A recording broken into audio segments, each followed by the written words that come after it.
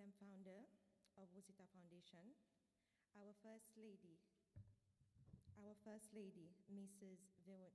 Emily, our distinguished lawyers, ladies and gentlemen, good morning to you all. A warm welcome to all participants overseas at home following us online. My name is Tirako, the legal representative of Wosita Foundation, and it is a great honor to be your MC for this morning's workshop. I know how excited you all must be to make a start, so without further ado, let me take you very quickly throughout the program for this session. Our first speaker for today is Ms. Precious Chetty. We'll begin with love, law, and the fine print of breaking up. She'll help us understand what legally qualifies as a relationship, how such relationships are recognized, and how they can be brought to an end under the law. Next, she will take us deeper into consequences and legal implications after the breakdown of a relationship. She'll examine what happens after a relationship ends, the legal, financial, and familial implications that follow, and how the law seeks fairness in every outcome. And finally, the former Attorney General, Mr. Frank Ali, will close with understanding wills, succession, legal heirs and their rights, and the role of the executor. His presentation will show how the law continues to protect what remains our loved ones, our assets, and the legacies we leave behind. Together, their presentation forms a trilogy from love to loss to legacy, reminding us that the law works beside us throughout every chapter of our life. To make it easier for our online audience to follow, all questions will be taken at the end of the session. Our founder, Mrs. Emini, will then conclude with a vote of thanks. During the vote of thanks, Mrs. Emini will also provide a brief explanation of the role and benefits of the Wosita Foundation for the benefit of non-members. So make yourself comfortable for what is expected to be a very insightful conversation. Thank you.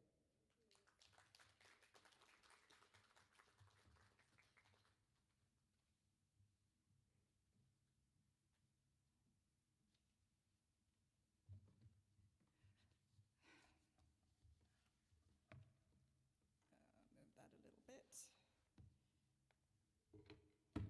Oops. Sorry, a lot of wires going on here. Right, I think everybody can hear me. So, good morning, ladies, and the few brave gentlemen who have joined us today. First of all, I'd like to say thank you for inviting us here. Now, I'm going to start with love, law, and the fine print of breaking up. Now, before we start, let me just say, I'm not here to break up any happy homes. So please don't start side-eyeing your partner later when I mention adultery or unreasonable behavior. This is purely educational. Though, if you do take notes, I'm not going to judge. All right, now let's get a little bit serious for a moment. Before we talk about breaking up, we need to understand what kind of relationship we're actually talking about. Because in law, not every situationship makes the cut.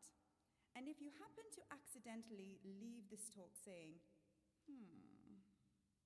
maybe I should check what ground I'd qualify under, I promise that's just the lawyer in me doing her job. So let's start with the basics, what we call a qualifying relationship. Now that might sound like something out of a reality show. Who wants to be in a qualifying relationship? But in legal terms, it simply means your relationship is qualified to be recognized by the law. There are three main types that we deal with.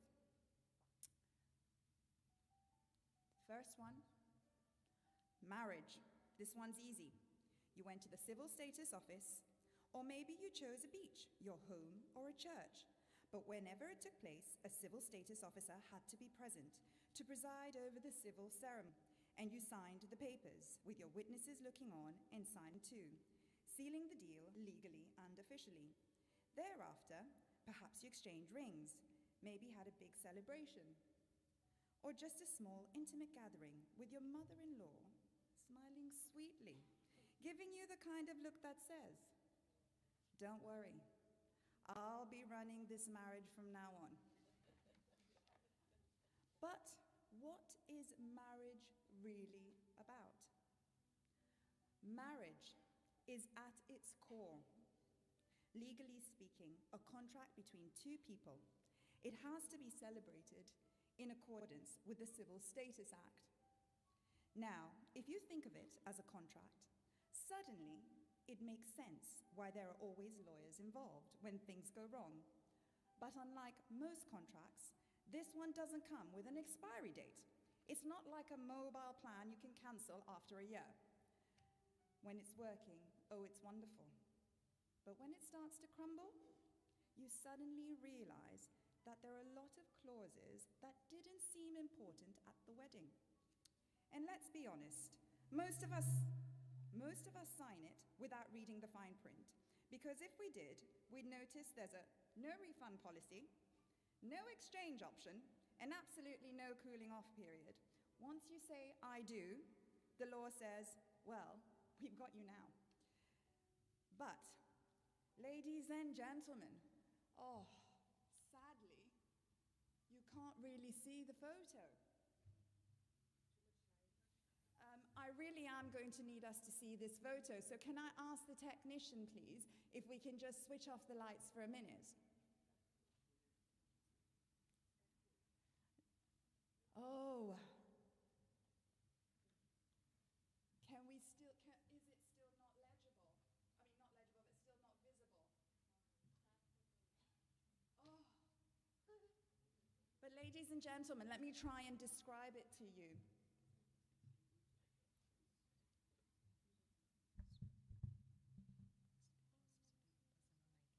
Oh, I'm sorry. Okay, well, let me try and describe this photograph to you. What we're seeing here, ladies and gentlemen, is our very own beautiful First Lady intently staring down at the civil register. Now, but ladies and gentlemen, I really wish you could see this photo, because the First Lady, in my opinion, may be the only exception in the entire country. Because if you could actually properly see this, it looks as though she's studying that registry like she was studying the national budget. But the rest of us, we just signed it and we just prayed for the best. Could we have the lights on again, please? Thank you. But not every couple takes that walk down the aisle. Some simply build a home together, share bills, and argue over the toothpaste. So what happens when there's no ring, but still plenty of commitment? So now let's talk about domestic relationships. A domestic relationship is when two people live together as partners, sharing life, space, bills, and other responsibilities, and yes, probably the occasional argument over who used the last toothpaste, but without that legal piece of paper. And yes, this includes same-sex couples. The law has moved forward to recognize that love doesn't always fit neatly into one box. To be recognized by law, a domestic relationship must show stability and continuity, meaning it's a genuine, consistent partnership, not an on-again and off-again arrangement. I once had a client who said, "But we never officially called it a relationship." And I told her, "Madame, si vous ne pouvez pas avoir un fridge, ça dernier 3 ans, et vous pouvez pas garder lesquels qui peuvent commencer tous les dimanches, il y a une relation, content, pas content." The law looks for substance, a real, stable partnership between two adults who are free to be together, meaning there are no legal impediments, like being underage or you're already married, or closely related. So it means that he's not your uncle or she's not your sister, just to be clear on that.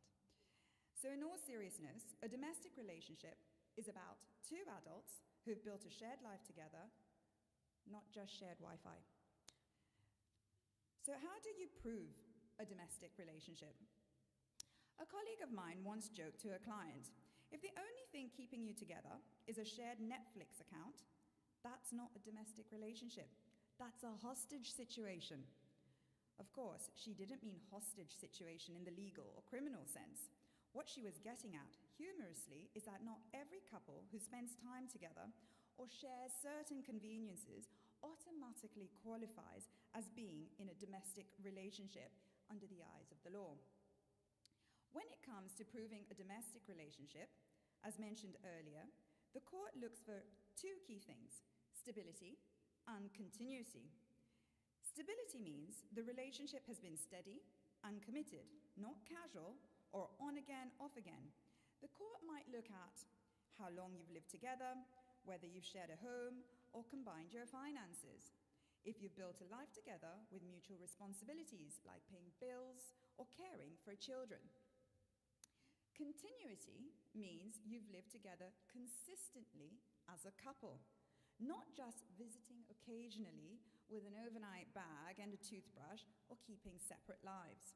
The court might consider whether you have joint bank accounts or shared property, photos, correspondences, or social proof showing an ongoing partnership, testimonies from friends, neighbors, or relatives confirming you've lived as a couple. In simple terms, if your neighbors think you're married, your friends call him your husband or your wife, and even your mother introduces him or her that way, the court probably will too. Photos, shared bills, joint bank accounts, and testimonies can all prove that it wasn't just a fling that lasted 7 years. Now, just when you think love couldn't get more complicated, let's throw another curveball into the equation. Because yes, sometimes people manage to be in more than one relationship at the same time. And believe it or not, the law has something to say about this too. Now, here's where things get spicy. Concurrent relationships exist only for the purposes of children and property distribution. And my colleague Frank will dive deeper into that in his presentation. So in plain terms, concurrent relationship means one person might be in more than one relationship at the same time. And yes, the law recognizes that when it comes to children and assets, fairness still matters. But before we talk about how the law treats those relationships, let's look at why this matters so much, especially for children. Because, and this is important, the law no longer distinguishes between legitimate and illegitimate children, whether a child is born inside a marriage or outside of a marriage, or even in a situation where the father had two qualifying relationships at once. All children have the same legal rights, and that's a positive and powerful step forward. Again, my colleague, Mr. Ali, will expand on this in detail later. But as I just said, the days of labeling children as illegitimate are gone. And thank goodness for that, because children are always the innocent ones. They don't get to choose the circumstances that they are born into. Now that we've clarified that, we can turn to the relationship side of things. I'm so sorry that you guys can't really see all the pictures very well. Sorry about that. So before we go further, we need to clarify one core legal principle. When it comes to marriage, the law enforces monogamy.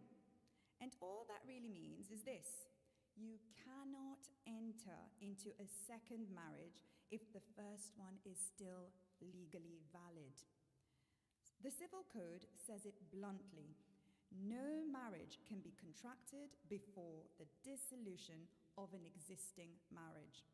So, even if someone is a little adventurous romantically, the law will only recognize one legal marriage. Anything outside that one marriage becomes a domestic relationship and not another marriage. Now, ladies and gentlemen, and because maths sometimes explains love better than lawyers do, I am going to test you just to make sure that you've actually been listening and paying a little bit of attention and not quietly dozing off at the back there. I'm going to put up a few equations on the screen, and I want you to tell me if they add up to a concurrent relationship or not. Don't panic. It's not a real exam. You'll just get bragging rights after. Okay. So, the first one. Marriage plus a domestic relationship is equal to, do we have any takers? Oh, wow, look at all of you. Wow, so many hands up, I don't know who to choose from. Oh my, oh my, oh my. Well, I think I'm going to start with the First Lady. So, First Lady, marriage plus domestic relationship, is it concurrent or is it non-concurrent? It's just a normal relationship. So you're going with concurrent, right? Absolutely. So the answer is, it's a concurrent relationship. Okay, let's try one more because that was just a warm-up, okay? So marriage plus a domestic relationship. Okay, ladies and gentlemen, come on. Again, so many takers. So many takers. Okay, you know what? The gentleman over there, back with the black hat with the big S. What do you think this is? It's non-concurrent. So we are saying this is a non-concurrent relationship. Correct. This is in fact a non-concurrent relationship because in law, monogamy means the second marriage cannot exist. Marriage plus marriage. Beep. No. Okay, and let's do a final one just to test your math skills a little bit. Okay, so we have in brackets domestic relationship squared plus marriage. And I'm going to ask our treasurer because I need to ensure that, you know, when she's got our finances down, she's really doing a good job. So, Mrs. Naya, please tell us, is this a concurrent or a non-concurrent relationship? Oh, let's have a look at the answer. Correct, a concurrent relationship. I think everyone deserves a round of applause. So, the formula is simple. Just to recap it, one legal marriage plus anything else is a concurrent relationship, and the anything else is qualified as a domestic relationship. So now that we know what counts as a qualifying relationship, let's move to the part that often keeps lawyers busiest. How to end one. Because as they say, getting into love is simply very easy. But getting out of it, well, that's where the paperwork begins. So how do we terminate a qualifying relationship? And I wonder if most of you today secretly came to hear about how to end one? So let's start with the legal one, marriage. When it's marriage, you have to get a divorce. There are 5 legal grounds for divorce under our law, and we'll walk through them because knowing your rights is very important, and sometimes it can be quite entertaining. The first one is adultery. That's when your spouse has been extra friendly with someone else, but you must file within 6 months of discovering it, not 2 years after the affair has finished, which might be when you're finally done scrolling through their phone. But why? Because the law assumes that if you've stayed together too long after finding out, you've either forgiven them, tolerated them, or decided that divorce is simply more expensive than therapy. And no, I had a dream is not proof. Courts deal in evidence, not intuition or gut feelings. So if you're going to go and tell the judge, Your Honor, I just know he's cheating. I can feel it in my bones. That might work in church or with your girlfriends. but not in court. You need actual evidence, things like messages, photos, witness statements, or situations that clearly show the relationship crossed that line. Because if the court accepted dreams and suspicions as proof, then every woman who's seen her husband's WhatsApp last seen at midnight would be filing for divorce the next morning. So remember, suspecting adultery is not enough. You have to be able to prove it. The law doesn't act on feelings, it acts on facts. The second one, desertion. This is when your spouse has left the matrimonial home for 2 years or more. Now, it's not desertion if they're away for work or to care for a sick relative, but if they've packed up, vacated, and stopped paying for groceries, well, that's desertion. The third one, separation. You've lived apart for 5 years or more. At that point, ladies and gentlemen, let's just be honest. The marriage has expired. You've probably redecorated, changed the locks, and updated your Netflix profile name to Independent Woman, or for the gentleman here, maybe watching football in peace. The fourth one, unreasonable behavior. Our Matrimonial Causes Act also provides a decree of divorce may be granted where your spouse has behaved in such a way that you cannot reasonably be expected to live with him or her. This is a subjective and objective test. It is subjective because it considers how the behavior affects that specific spouse. What one person might find intolerable might not bother another. It is objective because the court asks whether a reasonable person in your position would also find it impossible to continue living together. Unreasonable behavior is a flexible and very popular ground. It covers all sorts of behavior that makes the marriage unbearable. Now, ladies and gentlemen, remember that look from your mother-in-law I mentioned earlier at the start about the marriage when you were getting married? Yes. That would also qualify as Exhibit A, unreasonable behavior. No, joking. I love my mother-in-law. So, jokes aside, some examples for unreasonable behavior could be coming home drunk most nights, physical abuse, verbal abuse, refusing to contribute financially, drug addiction, alcohol addiction, gambling, heavy gambling, constant nagging, and of course, neglect. Now, these are just a few of the examples. Now moving on to the fifth one, consent. If both parties agree to divorce and have lived apart for at least 1 year, the court can grant it. It's the calmest route, no blaming, no courtroom drama, just two adults agreeing that the marriage has run its course, like a peaceful business closure. Thank you for your partnership. Best of luck in your future endeavors. Residency requirements for filing a divorce petition. Now, ladies and gentlemen, before you rush to the courthouse, that's one very important rule to remember. In order to file a petition for divorce in Seychelles, either you or your spouse must be resident in the Seychelles. That means the Seychelles courts must have jurisdiction. In other words, a legal right to handle your case. You can also file for a divorce here, even if your marriage took place outside of Seychelles, as long as one of you is resident at the time your petition is filed. So, whether you said I do in Vegas or in Victoria, if you live here now, the Seychelles court can hear your case.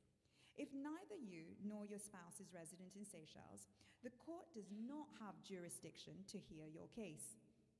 This rule exists to ensure that the court can properly oversee matters connected to the divorce, such as property within Seychelles, or importantly, the welfare of any children who may be living here. Without at least one party being resident, the court cannot make or enforce fair decisions about custody, maintenance, or other family responsibilities. Residency connects the marriage dispute to Seychelles and ensures the court's authority is meaningful and effective. The legal process of divorce. So once residency has been established, let's talk about how the divorce process actually works, step by step. First things first, you'll need to hire a lawyer. Or if you can't afford one, apply for legal aid. The court can appoint a lawyer to assist you. Once you meet your lawyer, you'll explain your situation honestly. Your lawyer's role is to identify the ground or grounds for divorce that apply to your case. For example, adultery, desertion, or consent, and to advise and guide you through the paperwork and process. To expedite your case, make sure you come prepared to your lawyer.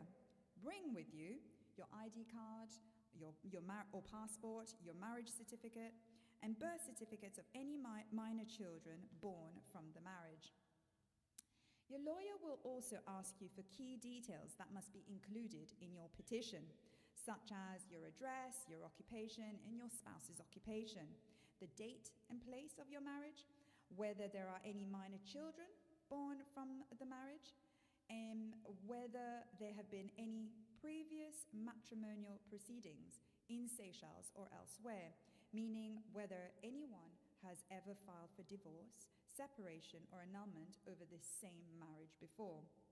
They would also ask you for a statement confirming that all attempts to reconcile the parties have not proved successful and that there is no reasonable possibility of saving the marriage. The court simply wants to know that this isn't a hasty decision, that you and your spouse, if possible, have genuinely tried to make things work, perhaps through family discussions, counseling, or other means, but that the relationship has completely broken down. A declaration that the petition is not presented or prosecuted in collusion with your spouse. Now, this point simply means you and your spouse haven't secretly agreed to make up a story or mislead the court to get a quicker divorce. Even if both of you want to end the marriage, the facts in your petition must be true. The court must be satisfied that there is a genuine breakdown of the marriage. It's not a staged divorce, meaning it's not a cooked-up story that you and your spouse have conjured just to get a divorce. That's why your lawyer will also prepare an affidavit, which you'll sign to confirm that everything in the petition is accurate and truthful. So now, once your lawyer has completed drafting, your lawyer files the petition and affidavit before the court, and that can be done inter partes or, in rare cases, ex parte. A quick legal lesson: inter partes versus ex parte. Now, you'll often hear lawyers throwing around Latin terms. We usually only do this to sound clever. But these two are actually simple ones, you know, and once you know what they mean. So, inter partes means between the parties. In other words, both husband and wife are involved in the case.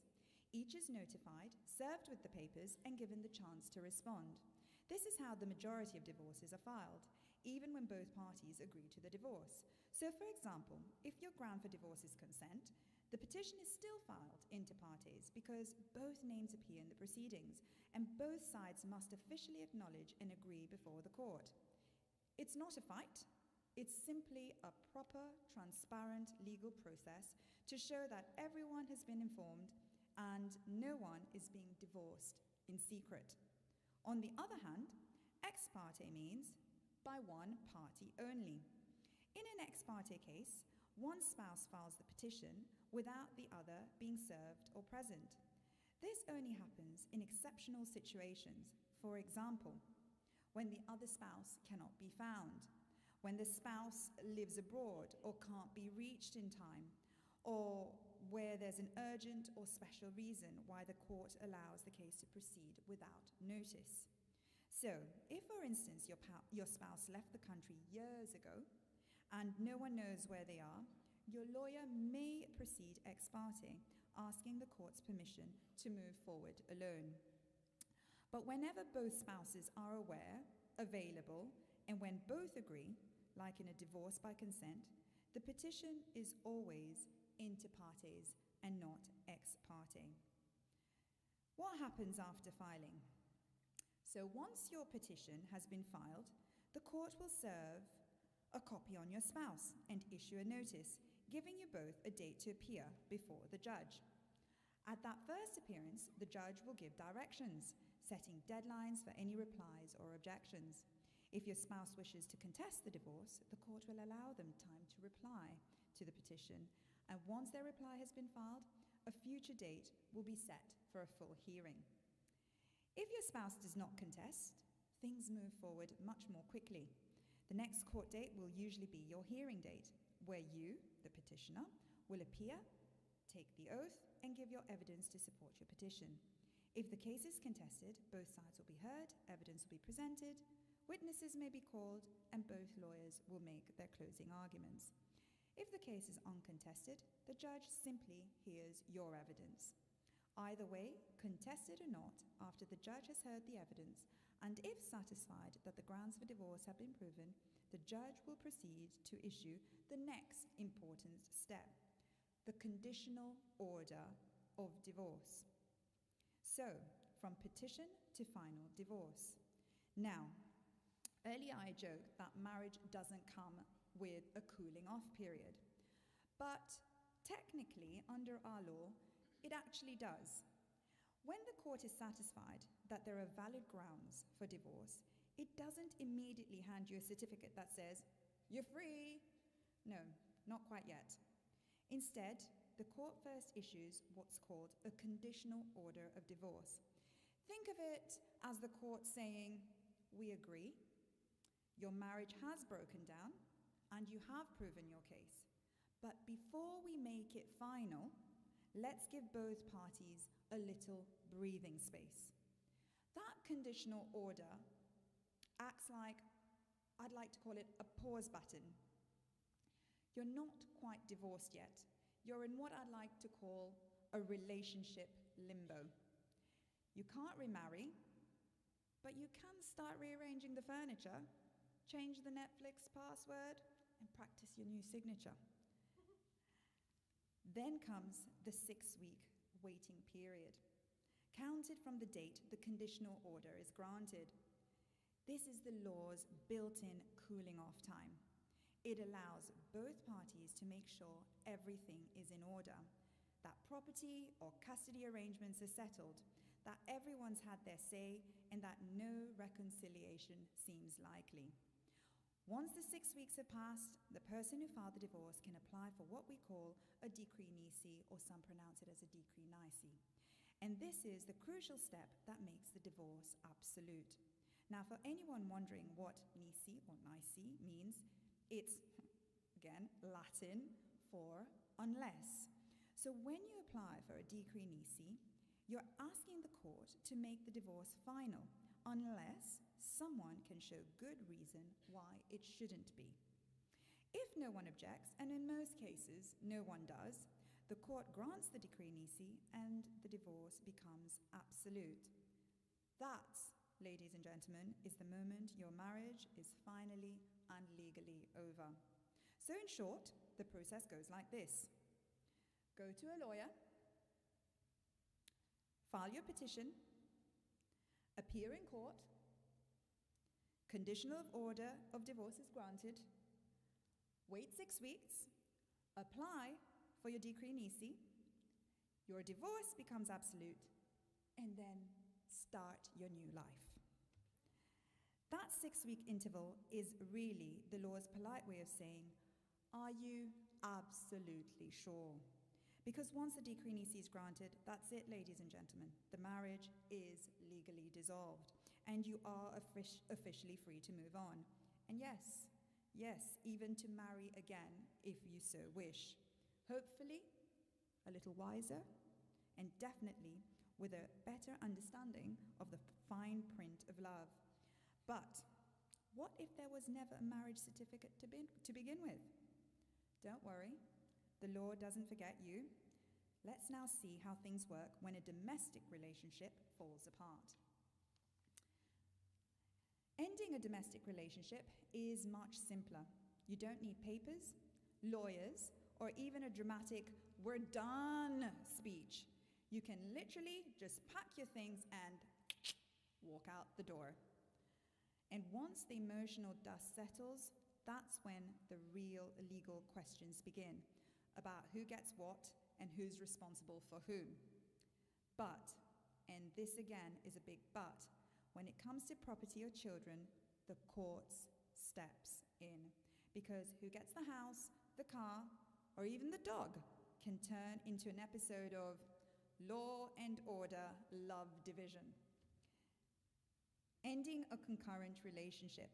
When it comes to a concurrent relationship, meaning one person involved in more than one partnership, the law doesn't create a brand new way to end them.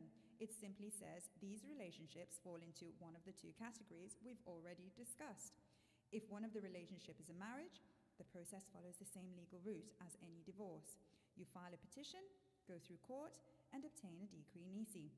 But if it's a domestic relationship, then it ends the same way domestic ones do. You can literally pack your things and go. There's no legal ceremony for breaking up. Of course, where there are children or shared property, the court may still get involved to make sure everything is divided fairly and that the children's rights are protected. So in essence, even in the most complicated love triangles, the law keeps it simple. It's either a divorce or a departure. Now, ladies and gentlemen, that we've covered the who, what, and how of qualifying relationships, divorces, and breakups, it's time to talk about the consequences. What happens after relationships ends, especially in concurrent relationships? So, we've seen how relationships begin and end, at least legally speaking. But what comes next can be even more complex. In simple terms, it's about how property is divided and how children are supported and protected, and how we make everyone get a fair outcome, finding that justice after heartbreak. When love meets the law, there are no villains, just lessons, clauses, and consequences waiting to unfold. That, ladies and gentlemen, is where my colleague, Frank Ali, will take over, and trust me, this next part gets even juicier. So, sit back, stay curious, and let's dive into what happens after the love is gone. Over to you, Frank. Thank you, ladies and gentlemen.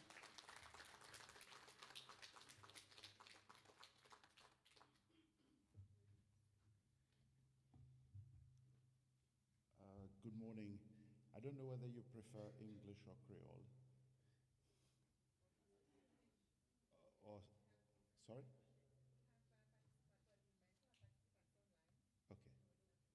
All right. Okay. So you prefer it to be in English. All right.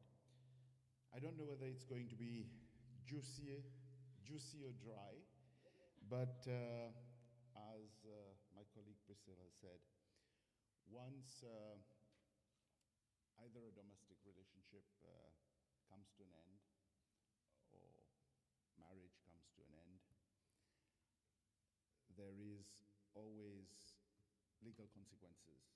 And a marriage, well, a relationship comes to an end in many ways. Divorce is one, separation is another, and death. Partner passes away, and there are consequences. Now,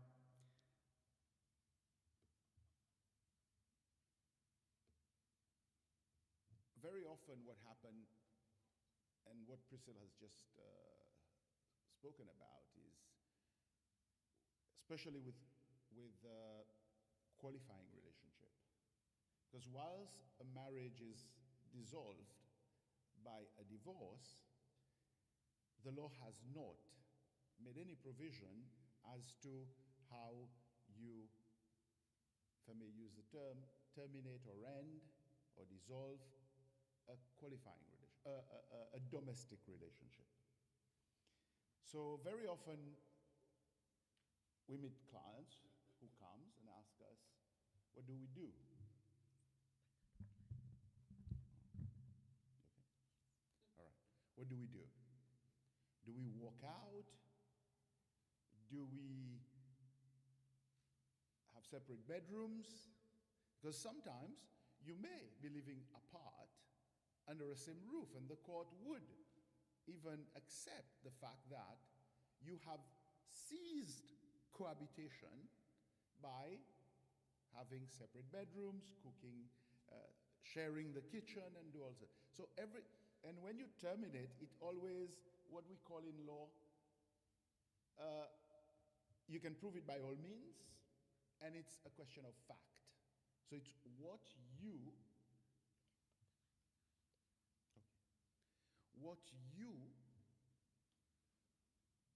would bring before the court.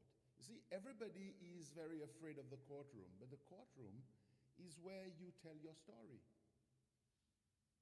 And if you're a good storyteller, sometimes you win. So on what we call a balance of probability. So what is more convincing, what you will be able to tell the judge, and the judge will accept. Now, and one of the main, I'll take first of all, consequence where you have, sorry, I need to go back all the time, where there are property. Because during your marriage, what you've done is, or your qualifying relationship, what you've done is you've acquired property. There are children that has been born out of the marriage. And often we get clients who comes and you realize that they're not yet ready for a divorce. They're not yet ready to go to court because they are managing their own emotional issues. See? And I always tell clients, you should be ready when you go to court. You should reach what I call the PR point, the point of no return, that you are not going to go back. Because often, and a question I ask is, do you want to go back into that relationship?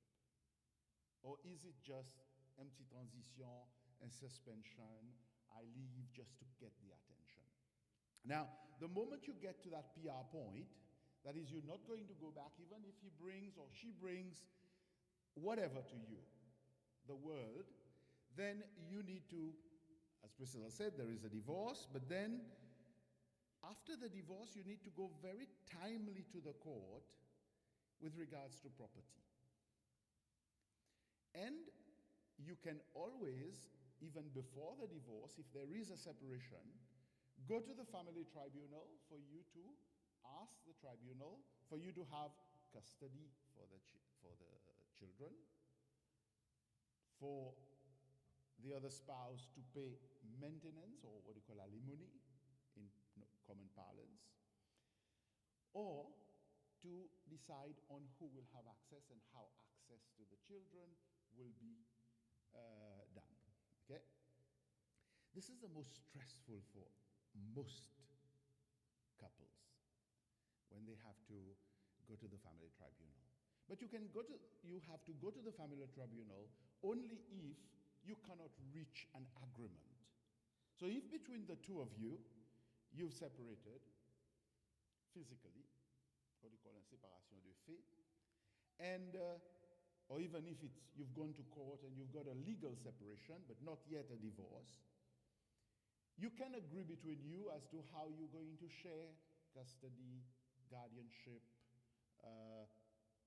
access, or alimony. But very often you find a partner or a spouse who doesn't want to agree. So this is when you have to go to the family tribunal. And this is where the family tribunal will take a decision. You go to a lawyer. Some others would not go to a lawyer. They will go to the tribunal. The tribunal will help them with an application. They will go before the tribunal. Sometimes you get intimidated by all what is happening. the other side has a lawyer you don't have. So often it's good for you to seek legal advice. Always go and see a lawyer when you are in these difficulties. Because then the lawyer will give you an aperçu of what you can do, what you can't do, and how you are going to do it. And if you're brave enough, you may decide just to go before the tribunal. If you're not, you may not. You retain a lawyer. Okay? Now, a tribunal faced with an application for custody will hear the parties, and then they will make a decision. It doesn't mean that the mother will get the custody of the children. They will see who amongst the parents are fit person to be given custody of the children. Often one will blame the other and say, look, you are not fit, I'm the best person to have custody of the child. Sometimes they just go before the tribunal and they just give up and said, okay, you can have custody of the children as long as I can have access and want to visit. So, and again, the access can be supervised access, because often, especially when the child or the children are very young, then the tribunal may opt for a supervised access. Or they can just go on every fortnight, they can go to the other parent. So the tribunal also will decide as to how much maintenance will be paid by the other parent to the parent who has custody of the child. So you have to bring evidence, for example, the income of the other parent. I don't want to make it this morning a lecture to law students or to lawyers or anything. I just want to give you a little bit of information that will guide you in your everyday life. But often don't think that you are a lawyer. Go to a lawyer, talk to the lawyer. Law changes. The law changes often. And what you may think was the law when you got married or when you last met with a lawyer, the law may have changed in between. So it's always good to go and see a lawyer. Call a lawyer's office, put up an appointment, ask that you have some form of consultation, and throw in some questions at the lawyer. Okay? Often lawyers do this for a fee. Some they don't do it for a fee, but it's a good practice for you to do. Now, there is also the issue of property. Often, as I said earlier on, you have during marriage acquired property. One of you may have property that you have inherited or you have been given as a gift during marriage, or you've bought before you entered into that qualifying relationship. Now, at the end of the relationship, property has to be distributed. Some of you will just walk away and leave everything behind. Others would not. Now, before July 2021, we had a bit of a quite complicated way of distributing property after marriage, after a relationship has come to an end. The law did not recognize, as you may be aware, what we call the domestic relationship. Slowly, the court started to recognize the aménage relationship, to give the persons in an aménage relationship some form of rights. They tried to find all sorts of legal fiction to give some rights. But in July 2021, the rights to domestic partners were codified and became law. And even if you have been in a relationship 10 years before, as long as when the law came into force, you were in that relationship. So, and the law brought back what we did away with years ago. What you've probably often, for those who are old enough to remember their mother, their grandmother talk about communauté de biens, séparation de biens. Meaning, what is yours is also mine. We got half-half. So we brought in half-half. So what is yours, I have half. But you don't have half during the marriage. You will be able to get half of it at the end of the separation, at the end of the relationship. In fact, we were having a conversation recently, me and a colleague, and we said, can you prevent a spouse who owns a property in his or her name the right to sell that property during marriage? We haven't got a judgment of the court to test it, because you might say, I've got half. So, but when is your half will be declared? So you have to separate or file for divorce.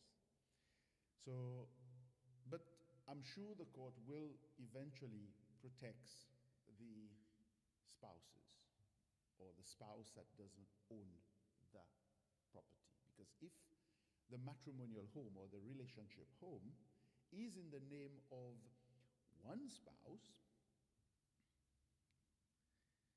and the spouse sells that matrimonial home or relationship home during the marriage without the knowledge, consent of the other. In some countries, you have to get spousal consent, but we haven't. So our law is still developing. It's only, I would say, 4 years old, and it will be developed over time. Now, so you will have to apply to court.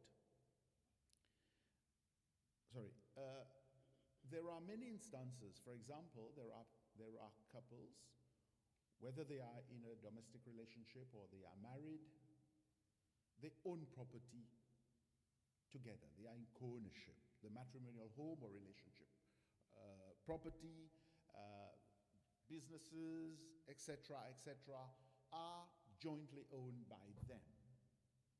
But there are many who does not own property jointly. The property is registered in the name of one of them, and the other just occupy, enjoy that property. So this is why the law now says, whatever one partner or spouse owns, at the end of that relationship, you will get half of it. So often we tend to think it's only the husband. I will get the property of the husband, but the husband also will get your property. But the property that you have inherited or that you have been given as a gift will not go into this basket for distribution. So my advice to you, especially if you have children, when you transfer, because often parents transfer property to their children whilst their children are in a relationship, are in a qualifying relationship. Always tell the lawyer this is a gift, and let the lawyer write in it that this is a gift. Now, if you don't, then it will be deemed that this transfer is one that is for value. And the spouse, the other spouse, who is not your child, will benefit if the relationship comes to an end.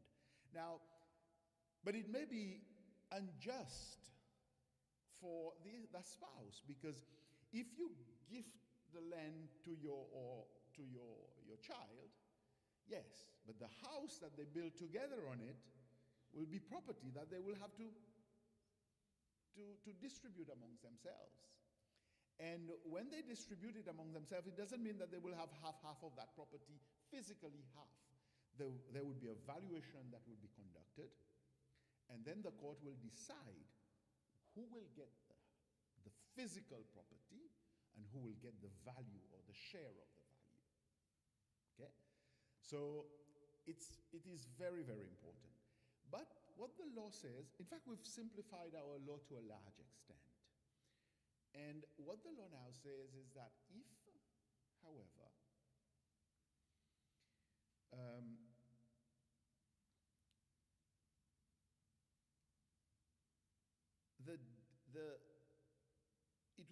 they use the term repugnant to justice. If it is going to be repugnant to justice, then you won't get half. Okay? I'll give an example. You've worked so hard throughout your life, and and your partner or your spouse has been overseas, has not sent any money, and when he is in Seychelles, he doesn't even work. He's been unemployed. And he's unemployed not because of any physical disability, he's unemployed because this is his decision to be unemployed, and he doesn't contribute nothing. So the court might then say it is repugnant to justice. It won't be just. It won't make it fair and just for the person, the spouse or the partner who owns the property to give the other spouse half. The same if the person is if he gets or he or she gets the property because he's or she is a very rich person and he has invested his income, and then he buys property, put it in his name or her name, so it might not be fair for the other spouse to get half. But the court will give that spouse something, but not half. The same, for example, but again, it will depend. It's a question of fact. If the relationship is a long one, if it's a short one, because normally the half-half is when you have more than 7 years in that relationship, either in a domestic relationship or in marriage. If the relationship is less than 7 years, then the court will take a decision based on your contribution and other things, ownership, contribution, etc. Again, it's a question of fact. And because one thing, I think I need to make it very clear, a domestic relationship or a qualifying relationship per se is not 7 years. We think always that it is 7 years. It's not. A domestic relationship can be established after a year. If you move in with somebody, you share a relationship home, you start having bank accounts, the partner, you have children together, it is a domestic relationship. And the law will recognize it as a domestic relationship for the purpose of inheritance, for example. But it might not for the purpose of half-half, because half-half you have to cross the threshold of 7 years. But if it's less than 7 years, the court will distribute property. Okay? So it brings me to some extent to explain a little bit about what Bristol has spoken about concurrent relationship. You see, the joke, I may have moved a bit from I don't want to give her. Now, we've moved from, we have concurrent relationship now. The joke is that whilst the law prohibits bigamy, that is, you have two marriages at the same time running, yet the law recognizes concurrent relationship. But as Priscilla said, it recognizes concurrent relationship for distribution of property and also for children.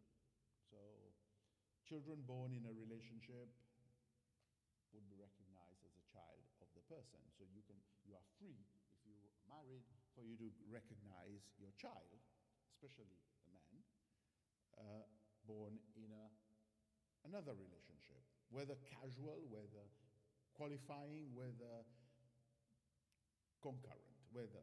So you can recognize your child. You can use this as a ground for divorce, but if you condone it, then you can't go to court and say that, okay? Because you have 6 months from the date that you are aware of the fact that led to the adultery for you to go to court. Otherwise, if you don't, then you've condoned it and you've carried on to live in peace as husband and wife. Now, the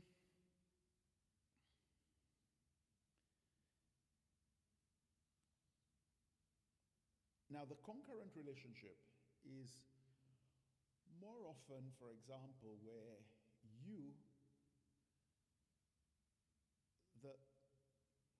it doesn't say that the concurrent should be the man, could be the wife also, but you have to have a certain stability in that concurrent relationship, you see?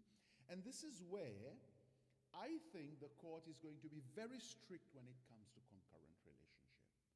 There has to be an qualifying relationship. In fact, I'm in court right now where I am a person who claims that she was in a qualifying relationship is bringing evidence seeking a declaration from the court that she was in a qualifying relationship because she's going into competition with the children who are heirs. So the case is next year, so we'll see what the court says. So where the heirs does not accept that you were in a qualifying relationship, then you have to go to court to seek a declaration. Now, the same with a concurrent relationship, because if somebody says, I was in a concurrent relationship with your husband and or your father, and the children says, no, you were not, you will have to go to court to seek a declaration.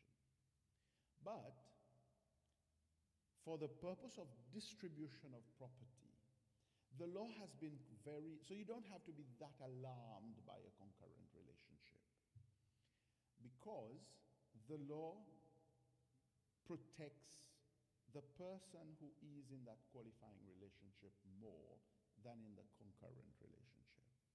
So if a man, I'll take an example of a man. So a man has passed away. He's in a qualifying relationship. Let's assume marriage. And then he has a concurrent relationship, another relationship. Now, the spouse, the wife, in that case, it's the man, would inherit what the law allows her to. Half of all the movables of the husband and half of the remainder. The person in that concurrent relationship will only retain everything that is in her household. Okay? Because in a concurrent relationship, the person is having two households. So he has the household with the wife or with the partner female partner in a qualifying relationship, domestic relationship, and a household with the spouse or partner in a concurrent relationship. So I know it's a bit more mind-boggling. It's more like a little bit of a mathematical problem. Okay? But this is what it is in our law. But you see, sometimes there may be a person who leaves no wife, in terms of, is not married, but he has two domestic relationships. This is where the problem starts. Okay? Or the person is in two qualifying relationships, doesn't have children. So this is where the rights of the spouses comes into play, and they get more. See, I'm not going to give you a lot in terms of answers to it, because it will take a long, but it's only to explain to some extent what the law has made provision for, and for you to be on your guard. You see? Because, and for you to take certain decisions. Now, I'll come back now and again on this point, but there is also the other consequence of a relationship is death. When a partner or a spouse passes away, a succession opens, and you have to now distribute the property of the person, the deceased spouse, the deceased partner. So this is another consequence of a relationship. And I'd like you to understand that when your relationship ends by either a separation or a divorce, you have a right to claim what I would call matrimonial rights or relationship rights. So you have to go to court if need be. If you can't do it à l'amiable, by agreement, go to court. And go to court as early as possible. Because if you don't, you will lose your right. I just read a case where a spouse, who was the man, the husband, didn't go to court within the very short period of time that the court gave him, the law gave him after the divorce, and the court said, you've lost your right. Luckily, the person was a co-owner of the property. So the court now, the law, will not decide on his case based on the fact that he was a spouse, but they would look at the case based on the fact that he was a co-owner of a property. So the regime for distribution or division of property as a spouse or a partner is completely different as a co-owner. I won't go into it. This is a topic for another day. What is the time frame? 3 months. 3 months. From the date of the release. Okay? Or you can go, no, you can't. But you can apply to court and ask the court for permission to, what we call, leave to,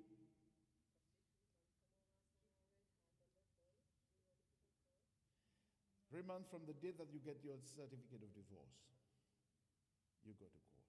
This is why you have to start the conversation with your lawyer as early as possible, collecting your... but now with the law, it makes it a lot simple. Half. Okay? Now, with regards to death, you don't get matrimonial and relationship rights. So if you are in a relationship or you are in a marriage where all the property is owned by, let's say, since we have a majority of women, of the husband. We'll do a husband bashing, although I'm a man. Okay? The property is registered in the name of the husband, and you have nothing in your name.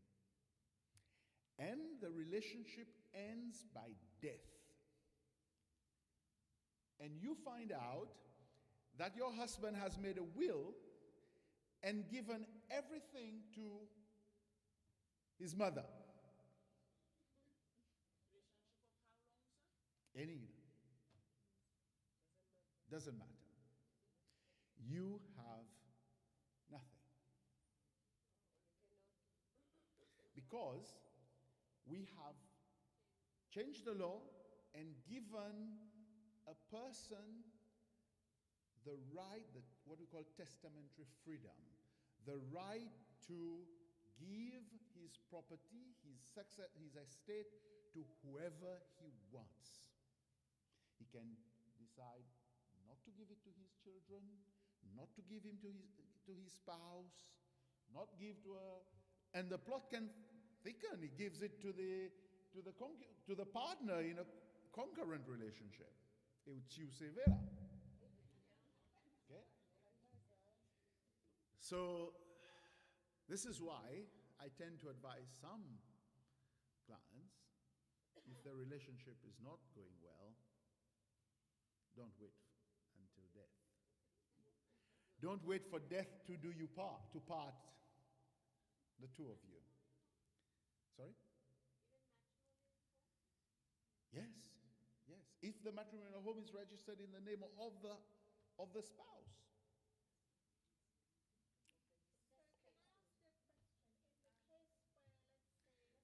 We'll leave the questions for later, but I know that.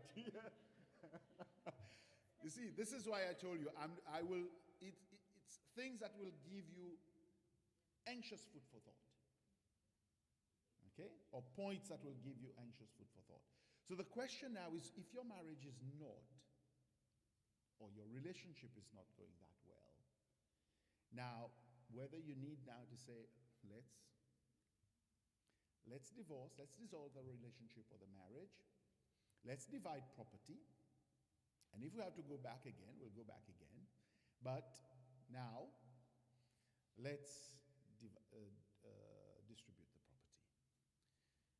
Because, as I said, there is no guarantee that the spouse will leave anything for you. Now, if you co-own the property, it's different. Okay? So you will have your half at the end of the day. You might not have the half of his half or her half, but you will retain your half. So you will still be in a strong position. Now, you should not be disappointed from what I just said about not giving you, bequeathing property to you.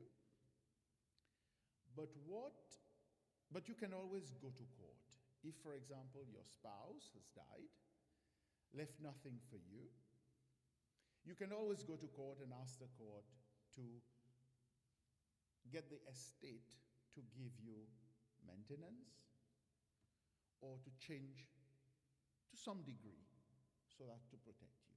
For example, if you have children who is disabled with a deceased spouse, or you are disabled, you have some other issues, the court will revise that will and will give you something. You won't get everything, what you would have been entitled to as a spouse if you had died without a will, but you will be able to get something. Okay? So the court has a lot of powers to change this. And earlier we talked about the concurrent relationship. Now, there are many people who are in concurrent relationship and who are married. But I had a client, for example, who told me that the day after a week or a couple of weeks after the marriage, 30 years before, the husband left the matrimonial home and never came back. And she was in a domestic relationship with somebody for the past 30 years, and they've built together, they've had children together and everything. But she never had a divorce. So sometimes we frown when we think of these things, but in practice, it will do more justice to the person in a concurrent relationship than to the spouse who is in a marriage. Because the marriage, until you go to court and get your marriage dissolved by the court, you are still married. So that person is married for 30 odd years, has possibly never consumed the relationship, the marriage, because the husband left either on the same night or a couple of weeks after. And she moved in with another person where she had all her children, property, everything. And it will be unjust for her when her partner passes away for her not to get anything. So you see, sometimes we frown when we think about these things, but when we delve deeper, we realize in practice there are people who will be affected and adversely affected. So this is why the civil code gives the court also that power. Where it would be repugnant to justice to not give that spouse, but give the person, the partner, in a concurrent relationship. Okay? But you have to go to court. You should not be afraid of the courts. You have to, because this is a forum where your rights are upheld and where you make your claim. Okay? Now, I have to run a little bit quick. I know you have got quite a big topic. But when you die, for example, a partner, either in a qualifying in a domestic partner, I prefer to sometimes make the distinction between a marriage and a domestic relationship, because often when we talk about qualifying relationship, to a lot of people, they think that a qualifying relationship is only a domestic relationship. No, it is, as Priscilla has explained, it is marriage, but also a domestic relationship that qualifies you too. So this is why they use the word qualifying. It qualifies you to inherit, it qualifies you to participate in the distribution of the property. Now, when a spouse dies, succession opens. Okay? And with the opening of the succession, the first thing you ask yourself, did he make a will? We'll use he for the time being because you are majority. Okay. Whether he made a will or not. That's the important question. You see, often a lot of people think, oh, we need to grieve and finish grieving before we do all this. And it's a little bit of a taboo. We can't talk about property before we bury the spouse. Yes, but you may be in for a big surprise. Okay, and then you may decide whether to bury him or not to bury him. Because he might had made a will. But see, because sometimes you labor under the belief that he doesn't have a will, but he may have made a will. How do you find out? See, in fact, I felt, because I used to work in government, I always had that difficulty when somebody passes away to find out whether the person has made a will or not. And I always said that we need to modernize our Notaries Act so that all the notaries who have a will of a person should put that information in a database, accessible only to one person, or the courts, or we were trying to set up a legal services authority, so that you go to that person and says, because people have made wills before me, and then I found out they made another will before with another person. We'll talk about wills in a moment, and the problems about wills. So you need to have a one-stop shop where you go to, and the person tells you there is a will. Because you may make an affidavit, and in fact, I'm in court right now where a person has made a will, and then members of the family who who is legal heirs, has dealt with the property, transferred the property in their name, and now we're in court trying to say who has the better rights. So when they were not spouses, but a spouse and another heir, but it's a bit difficult for you when you see that your husband has made a will and has excluded you from his estate. Okay? Now, if he has no, so this is why the law makes a distinction between dying with a will and dying without a will. And I always advise people, have the will to make a will. And go to a lawyer or a notary, seek information with regards to wills.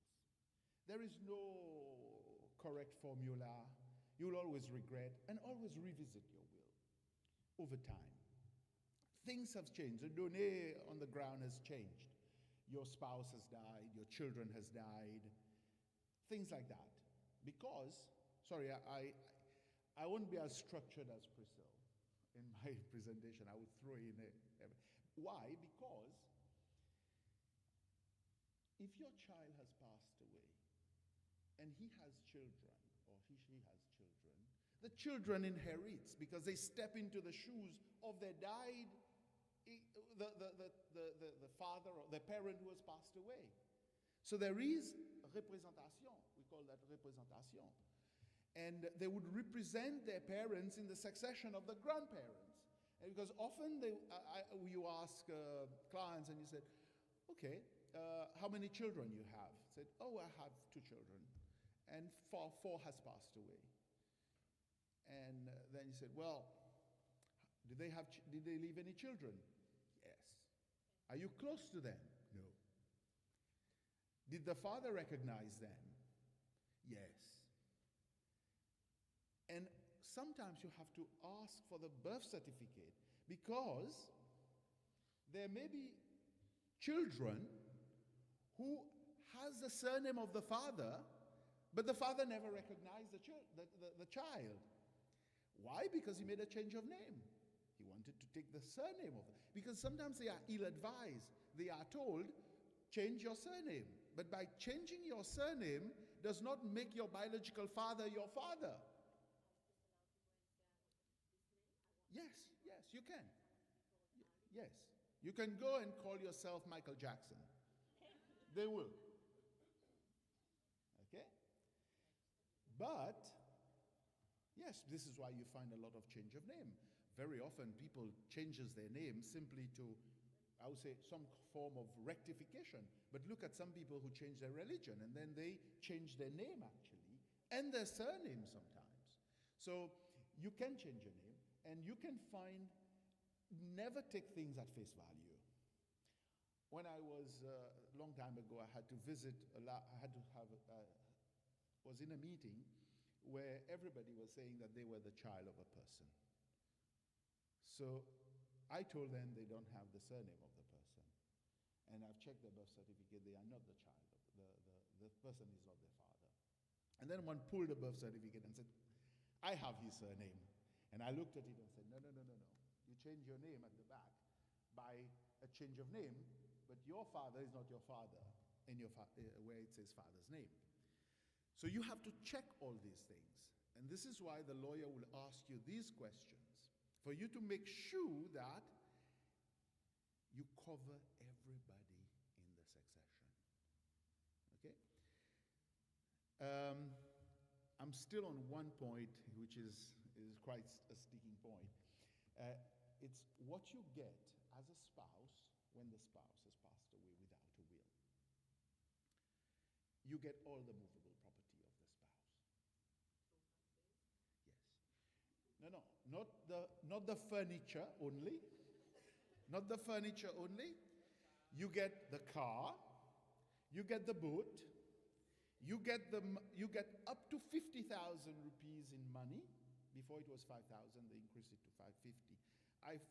I fought with the person we were doing the code to say increase it to 100. They did not. So you get up to 50,000. You get the car, you get all the movables in the house. You don't get the business. Okay? But there is one thing I've always said. The law has to be clear, which is an afterthought. You get the shares. So if the shares, the property, is owned by a company, you get the shares. So indirectly, you can get a lot. So again, our law is developing. The court might say tomorrow that it should not be the case, but shares are movable property. So if it says movables, you get the shares. So, and then you get half of everything that he has that is mostly immovable. Or you get half of all the rest of the money. So if he has 51,000 rupees if he has in total 51,000 rupees in his estate, you will get half of that 51,000 rupees. But if he has 10,000 rupees in one bank account, 20,000 in another, 30 in another, you have to put all together, and then the total will be more than 50,000, and this will be divided half-half. Half for you, half for the other heirs. So the spouse will get half of the land, and if you are a co-owner of the land with the spouse, the deceased spouse, you will retain your half, and you will get half of his half. Okay? So you will end up getting 3/4 of the property. So the law is quite generous on that. But again, in the old days, well, pre-2021, because we made a distinction between legitimate children and illegitimate children, or natural children, and then the spouse, there were no domestic partners and concurrent relationships. The spouse and the legitimate children had the right to apply to court and says, I want, or we want, this property. They had the right to dictate to the other heirs what property they want and make a cash adjustment to the other. I did it once. I'm quite adventurous when it comes to these things. So one day there was a child who had gone to court and told the court that the deceased was my father. And the court, DNA, nail in the coffin, father. So there was a legitimate child born from the marriage. Guy had divorced. So I told the child, let's go to court now and direct the court that we will retain the property for us and we'll make a cash adjustment. So under this code, we've reserved this to some extent. So if you are in a relationship and you've lived in a matrimonial home, your kids have been brought up in the matrimonial home or specific or other properties that you are in business, you can, but you have to apply to the court and then show cause, show good reasons as to why you should get this property. You see, when I was studying, I remember we had an old French professor, because France started this change in 1970s or late 60s. So he told me he used to go in trains, walk around, and told especially the women, said, well, the law is going to not make distinction between children. And everybody said, well, this is very, very good because the children are victims and they should not be discriminated. Then he said, mais madame, when your husband passes away, there will be a knock on the door and there will be a child who will say, I am the child of your husband and I own half of your house. He said, no, it cannot be. You see? So this is why the law comes in to protect you, so that you will keep the house, but you will make a cash adjustment. Okay? But you have to go to court for that. Okay? Because when you have children outside wedlock or qualifying relationship, or you've made a will and you've given somebody a share of it, you expose your spouse to insecurities, because you make your spouse a corner. So this is why my advice to you today is always consult a lawyer. Always go to a lawyer, have a chat, explain your situation, or go together. Say, I've had cases where a couple comes together and then they go to another lawyer and they make another will. So you see, there is no, because a will is revocable. You can revoke your will. You can make another will, and that will come to this shortly.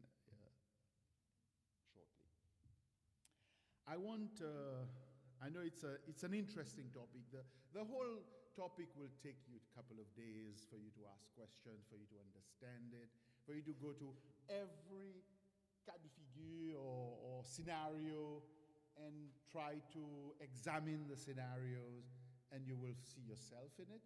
Or you may not see yourself in it now, but you will see yourself in the years to come in it.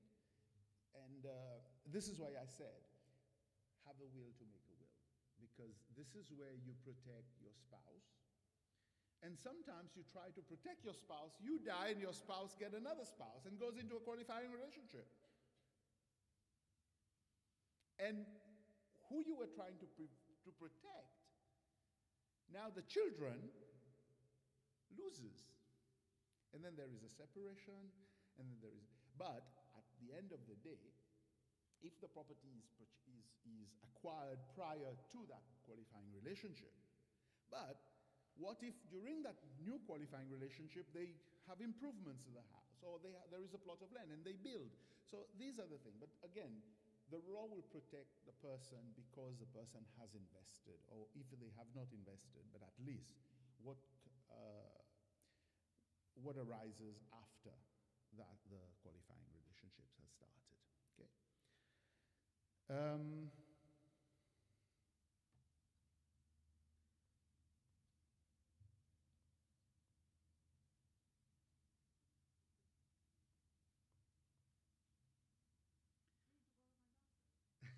No, it's okay. Thank you. Okay. I think I've more or less dealt with most of the points on this one. I know you will have a lot of questions on these points, but this. Okay. But mostly these are the consequences, okay, of relationship. And I'll move on to understanding succession. Okay.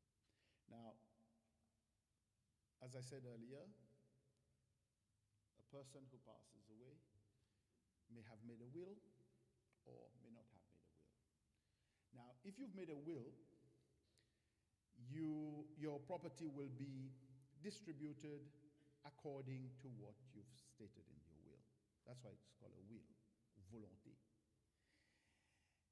If you have not made a will, then the law will provide how your estate will be distributed. It is very important, because I've come across so many types of wills.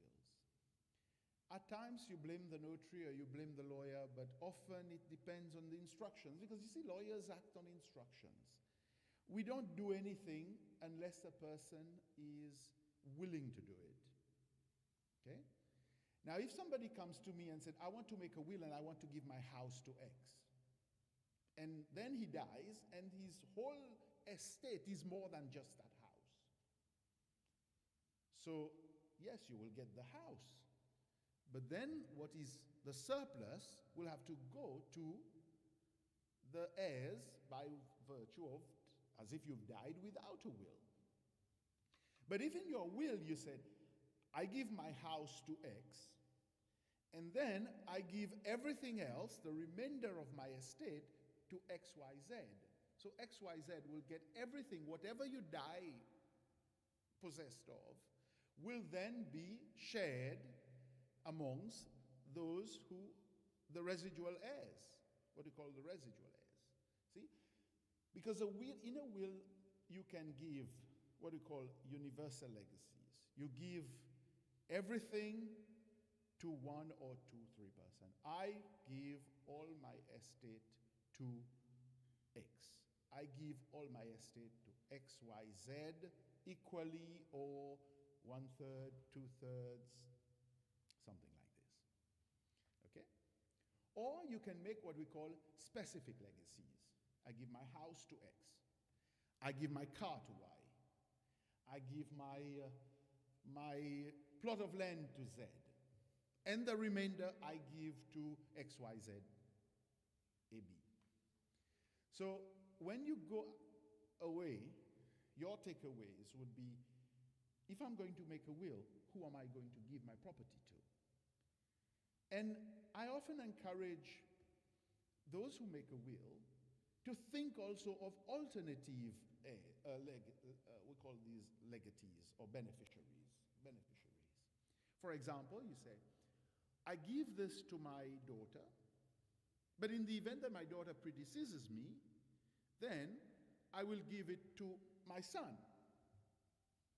Or if my son predeceases my daughter, or my daughter predeceases my son, I'm going to give it, whatever I've given to my daughter's children, or the survivor of the children. Because you may give it to the survivor of the children, you may give it to all the children, and eventually that child may have made a will, or, it's complicated. People will come into your estate. People will come into your property. So this is why you need to have a chat with your notary.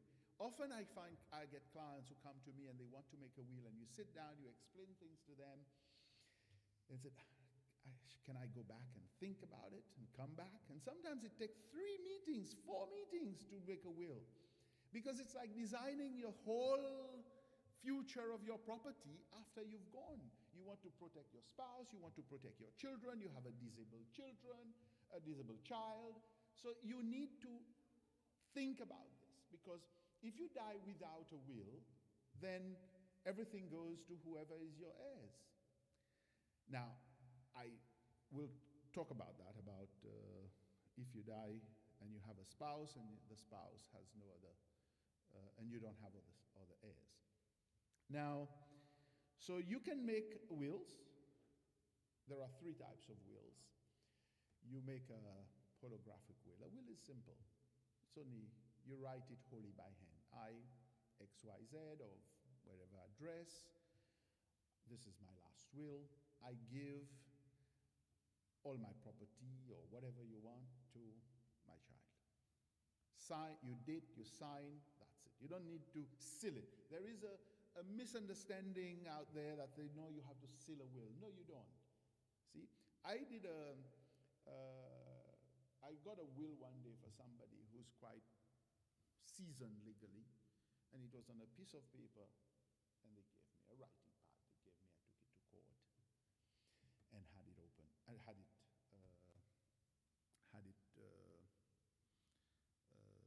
made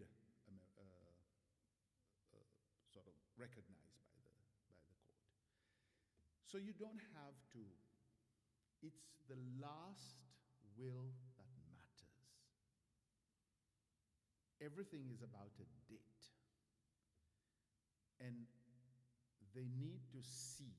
You need to leave it with somebody, though, who will die after you. You see, when I was a young notary, when I was appointed notary and I started to make wills and people come to me and I was drafting their wills, it was no bother about what will happen with their wills.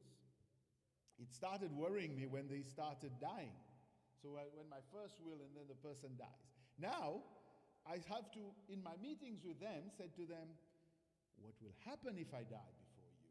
Because I may make a will for somebody younger than me. So it's like, what will happen? And this is why I say we need to modernize our law. Because a notary has to be somebody with an office, somebody you can go to, you can search for the will, because I've seen a lot of people who's shopping around, walking around and saying, I know he made a will. Where's that will? With whom he made the will? Did he make it to this person or that person? Because, especially during the time when the partner in a ménage relationship could not inherit. So we need to do this because it gives a lot of security for those who make wills. And we need to be more strict, for example, when a notary closes his office, because the law provides for that, because you have to keep an archives, so all the wills, and then all the wills have to be transferred to another notary. So this is why in countries like France, especially the European continental countries where notary is very settled there, Mauritius, even Seychelles in the old days, notaries was an affaire de famille. My grandfather was a notary, my father, I became a notary, my son or daughter will become a notary, and my grandchildren will become a notary. Because then there is this historical and all the knowledge that you've made a will, and your will is with that notary. Okay? Now, then there is the holograph, what we call a holograph will. It's one that you write by hand, you date, you sign. That's it. Then we have one that is called an authentic will, which is more or less a notarial will. You go to a notary and you ask the notary, I want to make a will, and the notary, you give the notary instructions. Sometimes you see, there are different types of lawyers and notaries. And clients also. Because if you walk into my office and you say, I want to give everything to X, I would write what you tell me and get you to sign. But then if you tell me, do you think it's fair? Or can you advise me a little bit further? Then I will give you an advice. Because some lawyers or notaries might feel that there is a reason why you just want to do this way, and I will just do it. I won't give you any advice. You see, before July 2021, we had, I wouldn't, but you've heard of when you had to leave something for the children, okay? You call that réserve. So you have to reserve a share of your estate for your children, which now is no longer the case. And you see a couple walk in, and you talk to them, and then you said, okay, would you like to, said, no, I want to give it to my spouse, children, etc., etc. And then you said, do you have any children outside your marriage? It's un peu indiscret, but you have to say, I'm not being indiscreet, but this is something that I should ask you. Do you have any children that you fathered that you haven't recognized and who will come in to haunt you, your wife, when you die? Often they will say no. But then they will come back a few days later. And then they say, you know, you told me about this. I didn't want to tell this in front of my wife. I do have a child. Before I got married, and I don't know what will happen. So the whole ball game changes now. Then you have to say that if it comes to the succession, then you... So anyway, it's good to some extent that this is gone now, so we don't have to ask these questions, okay? So it's always good to seek an advice, okay? Now, then you have a will that is more, we call it a secret will. It's a will that you write yourself, or somebody else writes for you, and then you take it before a notary, you seal it, so you don't know, you don't want anyone to see what you've written on it, And then you give it to the notary, and then there is a sort of a procedure that the notary have to ensure that this is a will that you've made, you've given it to him, etc., etc. And then it's kept by the notary. So this is a secret will. It is open when you have passed away. Now, a will, you can't make a will. You can't state in a will that this is irrevocable, because a will is a will. It depends on your mood. Today you want to give it to your spouse. Tomorrow your spouse has left you. You want to give it to your children. Yesterday you want to give it to one child. Today you want to give it to another child. And often we get this kind of issues when a parent comes to us and said, you know, my husband passed away. At the time, it was bon piti, moti don lisa, moti van lisa. But now, after that, it's not the case. So you should always revisit your will. You should always keep your will close to do some sort of an annual review of it. If you can't find the notary who drafted or who helped you with the first will, go to another notary. You don't need to stick to that same notary. But often it's good because there is continuity, and that notary will know and will advise you accordingly. Or what we call also a codicile. You may have heard people say a codicile. A codicile is simply, as Priscilla said, it's more or less a Latin word. In England, for example, now the law is doing away with the Latin words. It's more or less an amendment to a will. So you have a will and you've said, I want to give everything to my spouse, and then you make an amendment to the will and said, I'm not giving everything to my spouse, but I'm giving only half. So you amend, because there are so many other things, because some people make wills which is 10 pages. So you amend only a little part of it so that it doesn't cost you much more money if the notary is charging you for the will. Now, so often when people make wills, it depends on how. You see, you watch films, and the film is like the notary sits around the heirs, and they read the will. And a lot of people tell me, when are you going to read the will? I said, I'm not going to read the will, because there is an executor appointed in the will. Sometimes I do. Sometimes I call those who are in the will, or I call the executor, and I said, somebody. But I have wills that people have passed away, and the family has never come to me. Either they don't know, yes, because the person has not told them. And I have to continue keeping the will.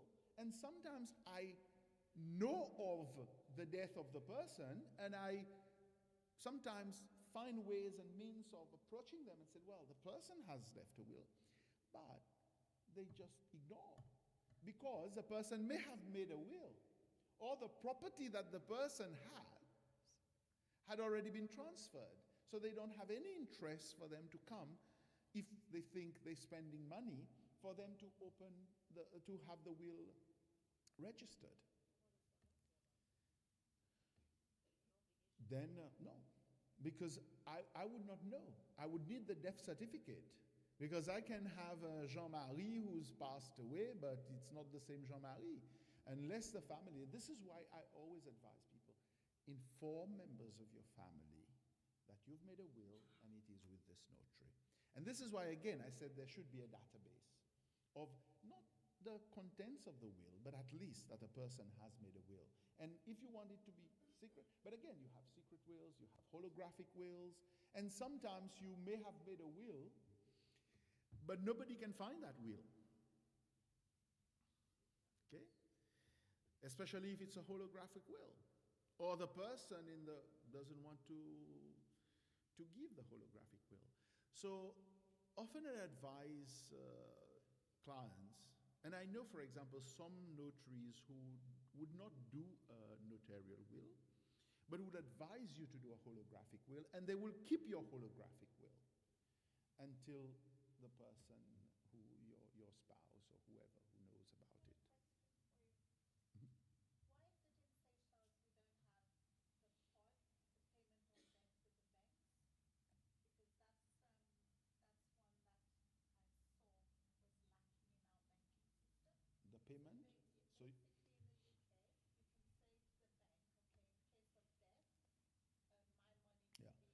Because otherwise it will be tantamount to making a will. This is why we need to amend the law. You see, we amended the law a couple of years ago with regards to, I was going to come to this, with regards to employment benefits. But we had to do a lot of gymnastic with the law to say that your employment benefits can be part of your estate, but also cannot be part of your estate. You see, there are two things. We call that in law stipulation pour autrui. You stipulate for other. Okay? So you make a declaration or a stipulation to say that another person will benefit. And the classic stipulation pour autrui is insurance. So you take on a life insurance and you said, if I die, the proceeds of the insurance policy is for X. It doesn't come into your succession. So if tomorrow you have debts, it doesn't, because it's for the person. Pension. So the law provides that a surviving spouse gets pension. And in fact, Pension Act was the first legislation that recognized a domestic relationship. And in fact, I'm of the view, in fact, I wrestled a little bit when we were doing the civil code, and I said, give a possibility for a couple not to at least have some sort of a database. And the best one would have been pension fund. You go to pension fund, and pension fund sends you, it should be by law, you have on an annual basis or on a regular basis, you need to declare who is your spouse. Because otherwise, no, if you don't, it's okay. It will be decided par tout moyen. In fact, there is a classic you probably heard. There was a case against a pension fund with regards to two spouses. One got the pension, the wife didn't get the pension, but the concubine got the pension. Okay? Anyway, that's another topic. But I want to only draw your attention to it, because it's very important for you to actually make your qualifying relationship, your domestic relationship, more visible. We call that in French un concubinage notoire. Okay? Especially when you had to declare children. You had to show what we call possession of status, the status of your child. Okay? Now, so if you are in a qualifying relationship, make sure that you go to the bank tomorrow and you tell your partner we're going to have a joint account. Okay? Well, whatever evidence you can to make it clear that you are in a domestic partnership. Okay? Because living together, especially, you may be in a concubinage, a domestic relationship. You may not tell your children. It can be not quite public, especially if there is family issues, etc. But this is where you sleep. This is where you eat. This is where your life is. But you wake up in the morning, you take your car, you go to work, and people nowadays doesn't live in communities, so you won't know. So it will be your word against the word of the heirs, especially when there is death. If there is no death, it's okay. You'll fight against one another. You'll know a bit more secrets, and you'll be able to tell the court. Okay? So I'm not making a call for you to go and break up your domestic relationship, for you to trigger property distribution. But as I said, if you think that you have contributed and things is not working, you have to. Because death is certain. Person will die. And if the person dies and the person has made a will, you will have nothing. If the property is in the name of the person only. Okay? Especially for domestic relationship. Yes, you can do prenuptial. This is why I said earlier on that we brought back to a large extent the communauté des biens and the séparation des biens and you can séparer bien. Yes. Yes, yes, yes. Okay. Now, a will, you can have a will. At what time do you want me to stop? I don't want to detain you unduly because it's an interesting topic. You will have a lot of questions. There may be tough questions, but we'll try as much as possible. Yeah, but when you die with a will, when the person has died with a will, your spouse, a member of family, etc., and he has a holographic will, there is a special procedure. You have to go to court. I don't want to go into the details of it. This is a lawyer will guide you, but when you have a will, take it to a lawyer. This is why there are lawyers. If you can consult a lawyer and then decide to do it yourself. You see, there is this thought, there is this thinking in administration generally is that I always get people said, no, I went there and they said, get your lawyer to write. In the old days, I remember they said, you want your medical report? Said to get your lawyer to write. And I said, no. I don't want my lawyer to have my medical details. If a lawyer can write for me to get my medical report, then I'm better placed to get my medical report. I don't need a lawyer. A lawyer is simply an agent. He's an agent and who knows the law and who will guide you.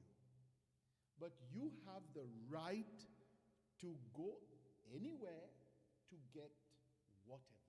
You can go to court, defend yourself, file your case. If you don't do it properly, it's at your own risk and peril. But a lawyer will help you. So this is why I always tell people, when they try to do something and they can't really do it, I said, so go to a lawyer if you have a case. So this is for a will, which is what you call a holographic will, written by hand. If you have made a will before a notary, the notary will send the will for registration, and after registration, the executor can read the will to those who are beneficiaries under the will, and then now it will do the appointment of an executor. I'll come to this in a minute. Now, with regards to the will made before a notary, it will be very often they publish the will. So it is open for all to see. And I had a bit of a fight with registry, and I said, I don't want you to publish my will. I will register it, because registration is not publication. But nothing prevents you from publishing your will. When I said publish, we call that publicité. So you transcribe it, and anyone can go to the registry and see the will. It's good practice, because if you have been excluded from a will, then at least you will have an opportunity for you to view the will. Okay? But sometimes you may simply not be comfortable with your will being published, being accessible to the public. So now and again you can make, I know the registry is not really for it, but I quoted some laws and they agree. Okay? Because in the old days, they did transcribe the will for the public, because we had a different regime for succession. The day we had executor, the executor has to do the transfer of the property. It doesn't transfer automatically. So this is for that reason. We'll come to executor. So the will is registered, and once the will is registered, then you start the process of distribution. Okay? Now, before I do the distribution, maybe I should tell you a little bit about how you qualify to be quickly. I did this earlier on. If there is a spouse, surviving spouse, get all the movables and half of the remainder. The remainder, it depends on who are the heirs. Now, the qualifications would be if you have children, children gets the other half. If you don't have children, but you have a spouse, but you have brothers and sisters, parents, etc., then it goes to the parents, the sister, the brother. This is why I always say, if you do not have a child, make a will, decide whether you're going to give it to your spouse. Especially if you've reached a certain age, and this is the matrimonial home. This is the only thing you have. Okay? You can also make a will to say that in the event that by the time that I passes away, I will have children, the half will go to the children. Okay? You do everything with law. Okay? So this is why I say my advice to you, consult a notary, consult a lawyer, and they would advise you as to what to do and make it fit for your purpose. Okay? Now, it is only a spouse gets everything from the other spouse if the spouse die without other heirs. Okay? For example, the parents have passed away. There's no brothers and sisters. There's no nieces and nephews. Okay? Why? Because nieces and nephews can represent their parents in the succession of a sibling.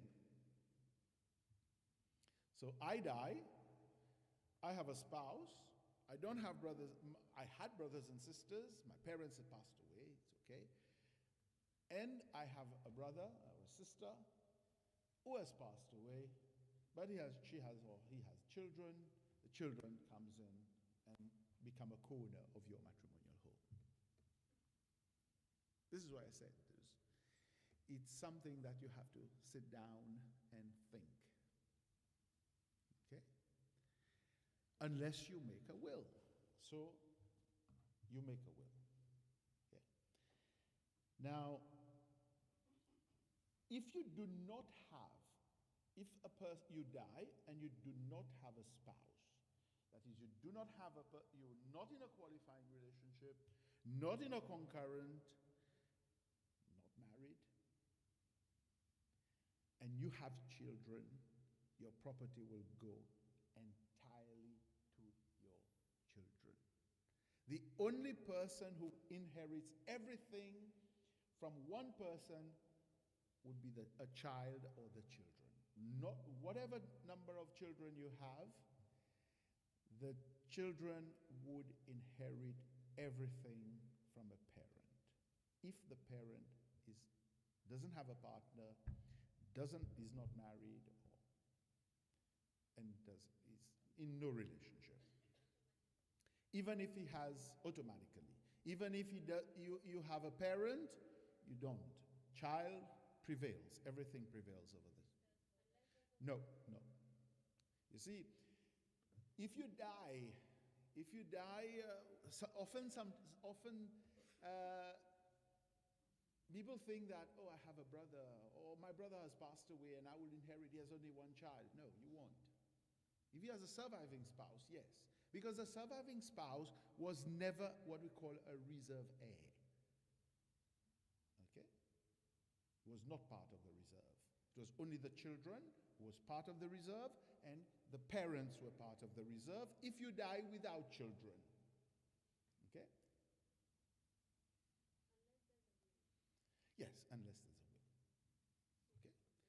So, this is, in a nutshell, qualifications to inherit. Okay? So that you know. And, again, just to remind you, if somebody who qualifies to inherit, not a spouse, has passed away, the children, or the brother, or the sister, or the nephew will step into their shoes and queue up to get to claim their share, their rights. But let's say, for example, I'm married, my spouse has died before me. No, sorry, I'm married. My parents is still alive. I die before my parent. My parent dies. My spouse does not inherit by representation. The spouse never queue up by representation into the estate of the parent. So the parent of the spouse, the deceased spouse. Okay? So I'll take a practical example. I have built, you married, or you're in a domestic relationship, and you've lived in a house owned by your husband's parents. And your husband dies, and the property is owned by the parent. And then the parent dies. And then you queue up and you say, no, I'm representing my husband in the estate of his parent, because there is the house that I've resided in, I've occupied throughout our married life. The court will say, no, you have no right. The children would, but not you. Okay? Eventually, if the children wants to give it to you, that's something else. But only if you have children. But if you don't have children, then you're in a very difficult situation. Okay? Unless you've built. That's another legal right. Okay? Now, you've had, I'll quickly go through executors. We've placed between the deceased and the heirs or the beneficiaries of an estate an executor. An executor is a very simple concept. It is a person who represents the deceased person with regards to the property of that deceased person. Okay? So when you make a will, often you can appoint an executor in your will. If you have made a will and you have not appointed an executor in your will, anyone can go to court and to the curator now and get an executor appointed. If you die without a will, anyone can go to the curator and ask that an executor is appointed. I say anyone, but I need to qualify to say anyone who has an interest in your estate. For example, in fact, I tried that once. Somebody died, had a loan with a bank. Nobody was interested with the loan. He had a property. He had charged it in favor of the bank. Nobody was interested because nobody wanted to take a hassle. So we went to court and we said, can you appoint an executor? Well, no, we were going to court, but we couldn't find a person willing to be executor. But because we don't have professional executors here. So you can go to court and say, appoint an executor, because the person owes me, he has passed away, and nobody wants to take his estate.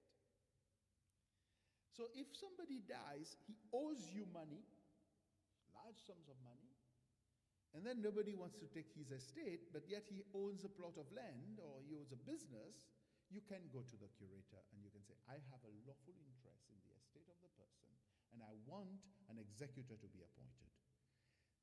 Or, if nobody is appointed, then you can vest that property in the hands of the curator, and the curator will then manage the property and you make your claim against the curator.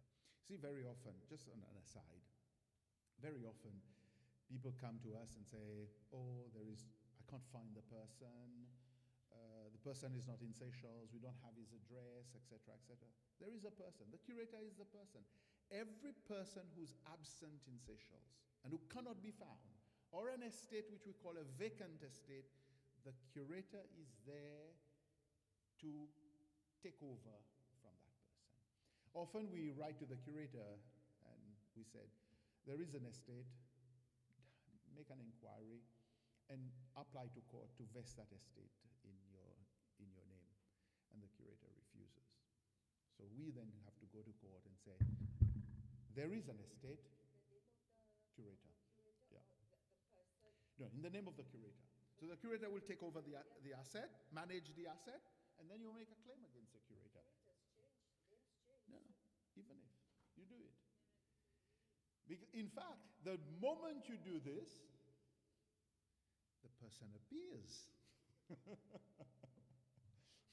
You see, it's because there has to be continuity. The law provides a solution for everything. Okay? But it's just sometimes we tend not to think of it, or we don't read enough about it. And often you may go to a lawyer, we all started, and we gather moss by experience. So when you start as a young lawyer, you haven't read, especially in Seychelles, we didn't have a law degree, or you did not study Seychelles law. You studied English law, you studied French law, and then you come and practice here. So you don't know everything that is written in the law. See? So this is sometimes a little bit of an issue. But as you gather moss, as you get more experience, then you are able to give proper advice to.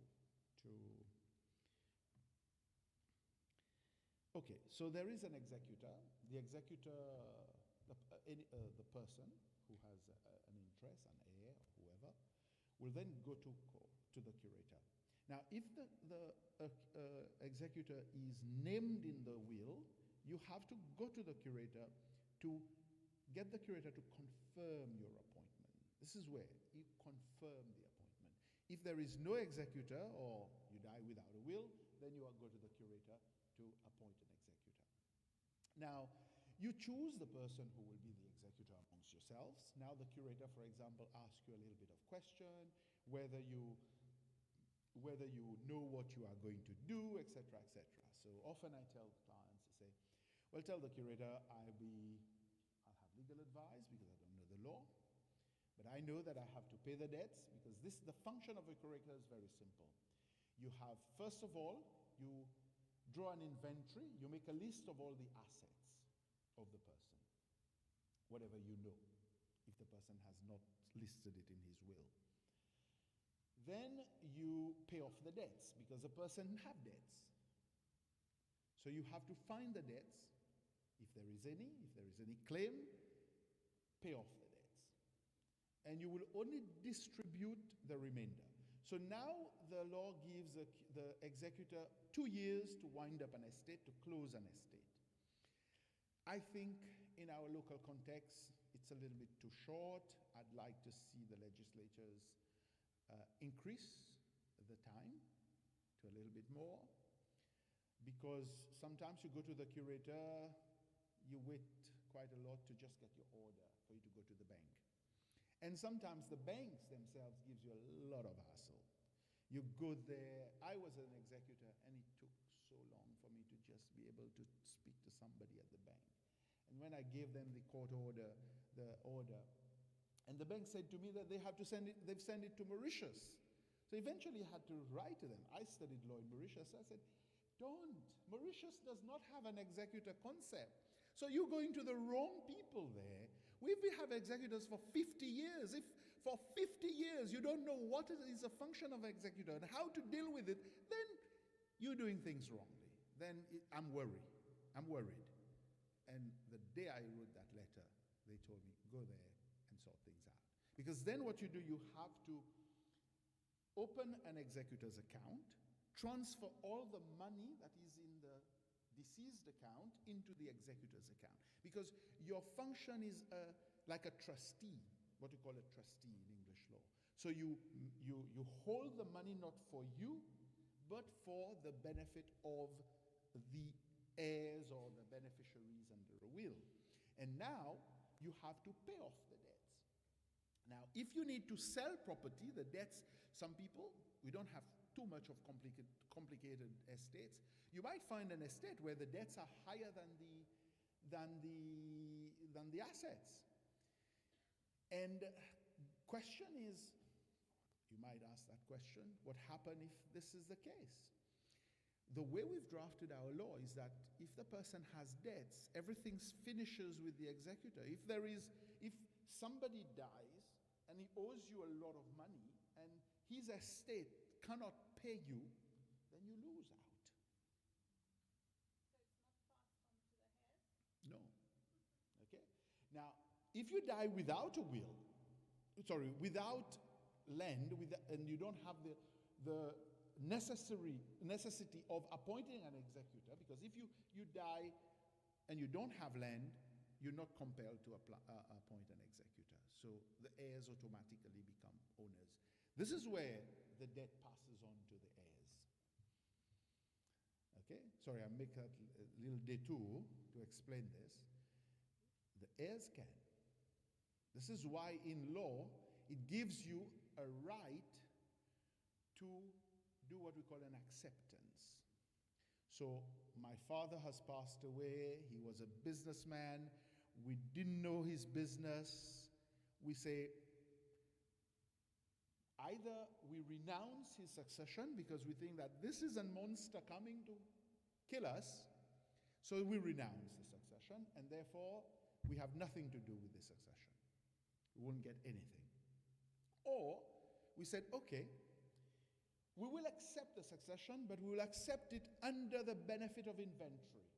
So we accept, an inventory will be carried out to see debts, asset, and then if we see that the assets is less than the debts, we say we renounce it. So you end up, it's nice to feel, when you are the person who were to be responsible for the debts of your dying or your deceased parent or father, and you avoid being responsible, but this is not right for the creditor, because the creditor now has no recourse. Okay? But, again, as I said, the law makes gives you many rights.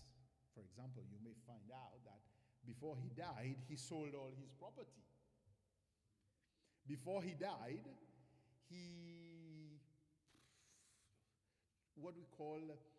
circumvented, we had a technique in law, we call that an action polienne, okay, a fraud polienne, because it's a fraud. You sold a property before you die, and we found out that it was not a proper sale, it was a sham, it was just staged as a sale when it was not a sale. These are things, but I want Paputo kasot latit lola. Okay. So the executor then have to close the succession. Before it closes, distribute the remainder. So he will distribute the remainder based on the law, if there is no will, or nothing prevents you from agreeing amongst you. We call that a distribution agreement. We can say, for example, yes, a parent left everything for us, or we are the beneficiaries of it, but we agree that you will have the house, you will have the land, you will have money in the bank, and you draw up an agreement how you have agreed to distribute it. So it becomes an agreement à l'amiable, okay?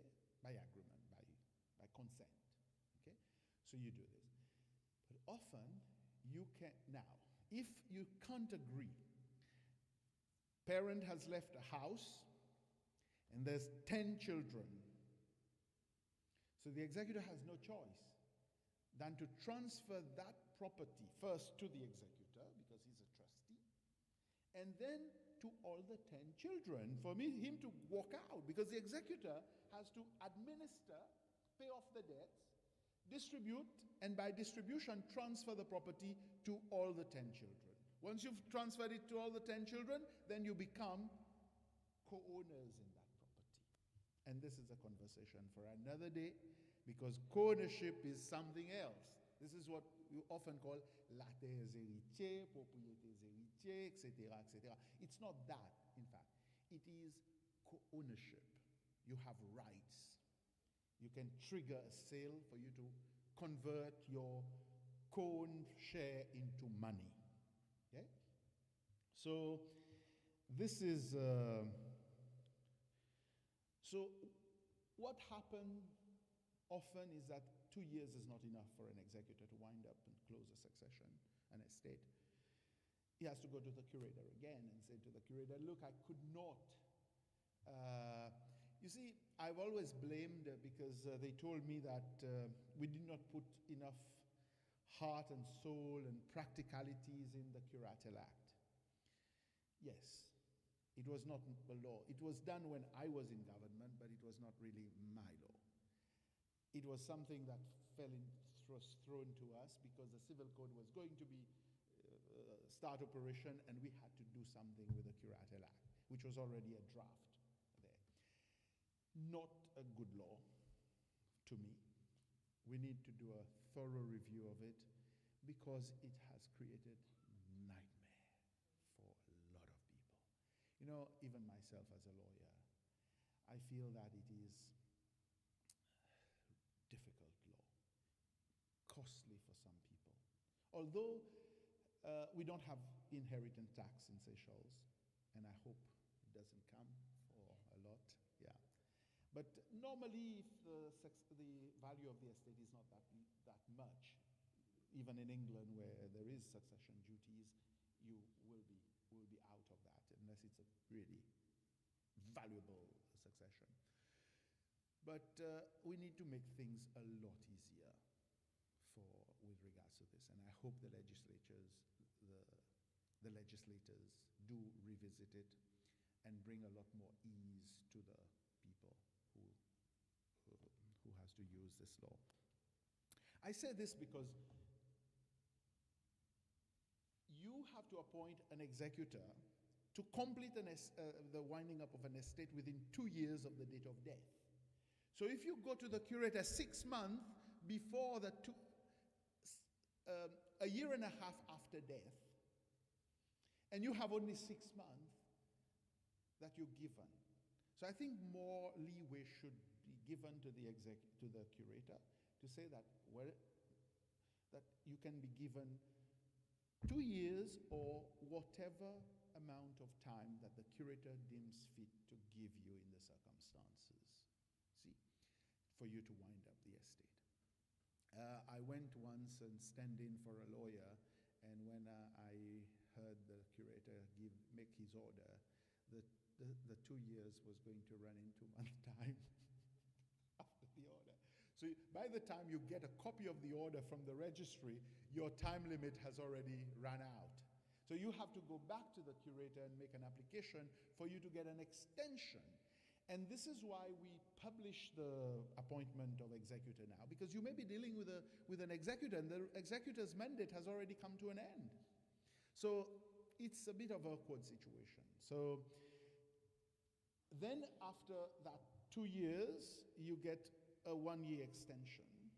So each time that 1 year expires and you still have not been able to complete that estate, the winding up of that estate, you have to go back to the curator. Now, the reason why we brought that law was because there was a lot of succession that was never wind up, never completed.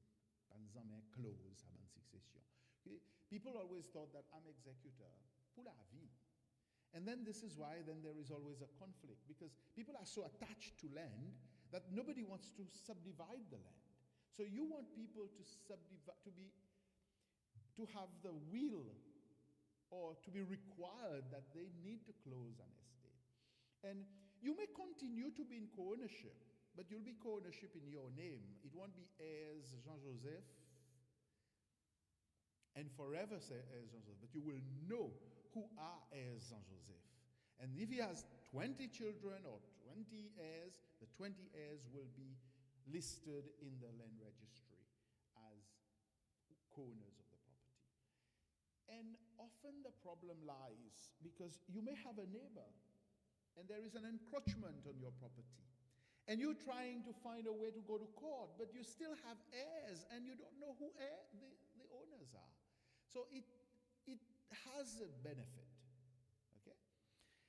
So you close the succession. The curator now wants you to submit reports. So you have to submit reports to the curator. And once you've done that, and you've got everybody to sign the distribution agreement or whatever you've done, that's the end of your mandate. And that's the end of the consequence of that relationship. So the heirs take over. Okay.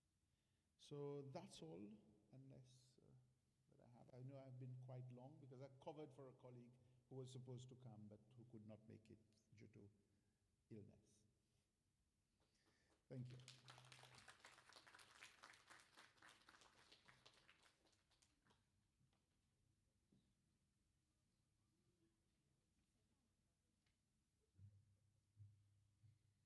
So we'll open the floor for any questions.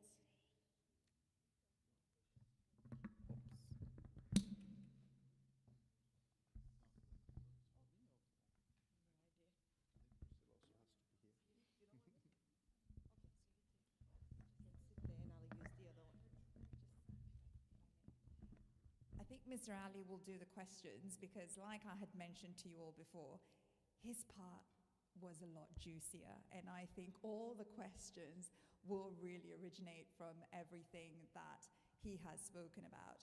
But if there is any question on my part, oh, I'm happy to sit there and look pretty, that's fine.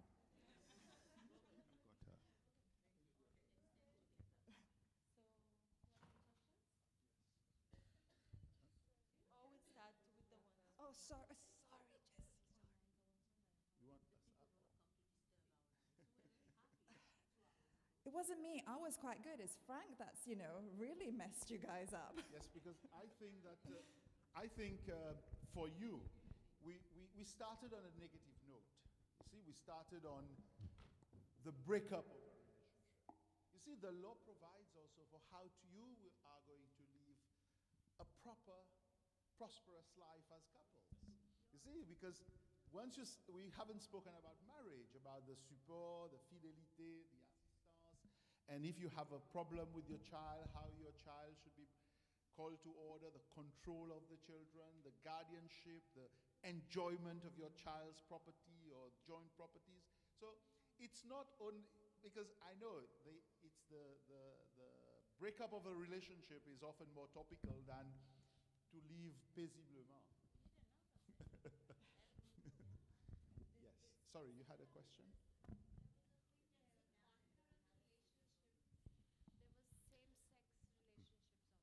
Okay. Is that accepted in Seychelles? You see, I had that question long time ago when I was still in government about whether two person of the same sex can get married. At the time, we had no law that said marriage is between a man and a woman. But everything, because you see, what is implied in the law, it's more like a man and a woman, because you have children, you have this, you have that. You can't marry a person who's related to you, etc., either by law or blood.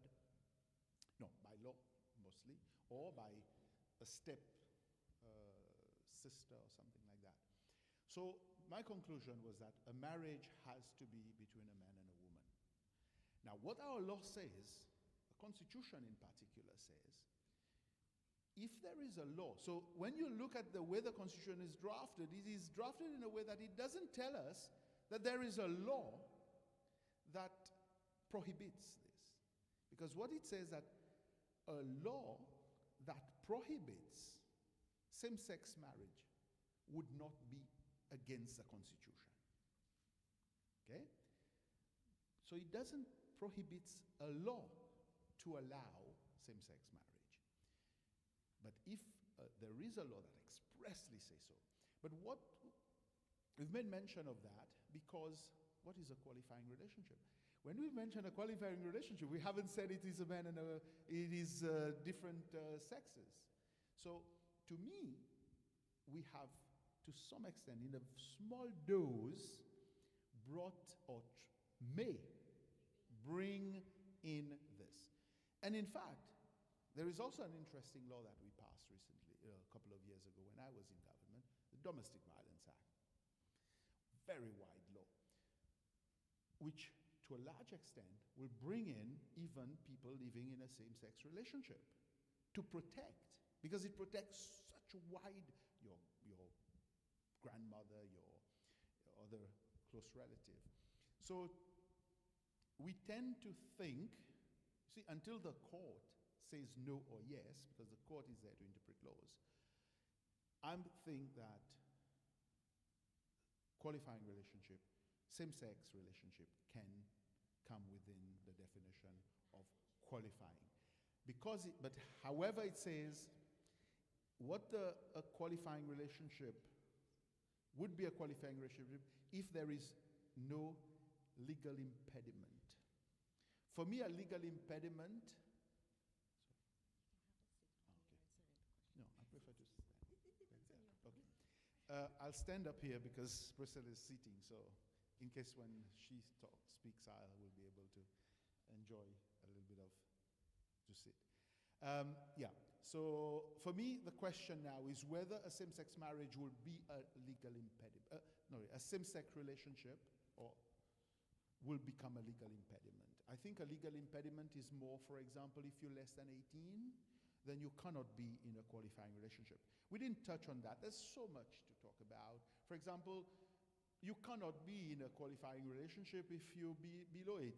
So everything has to start after you're 18, because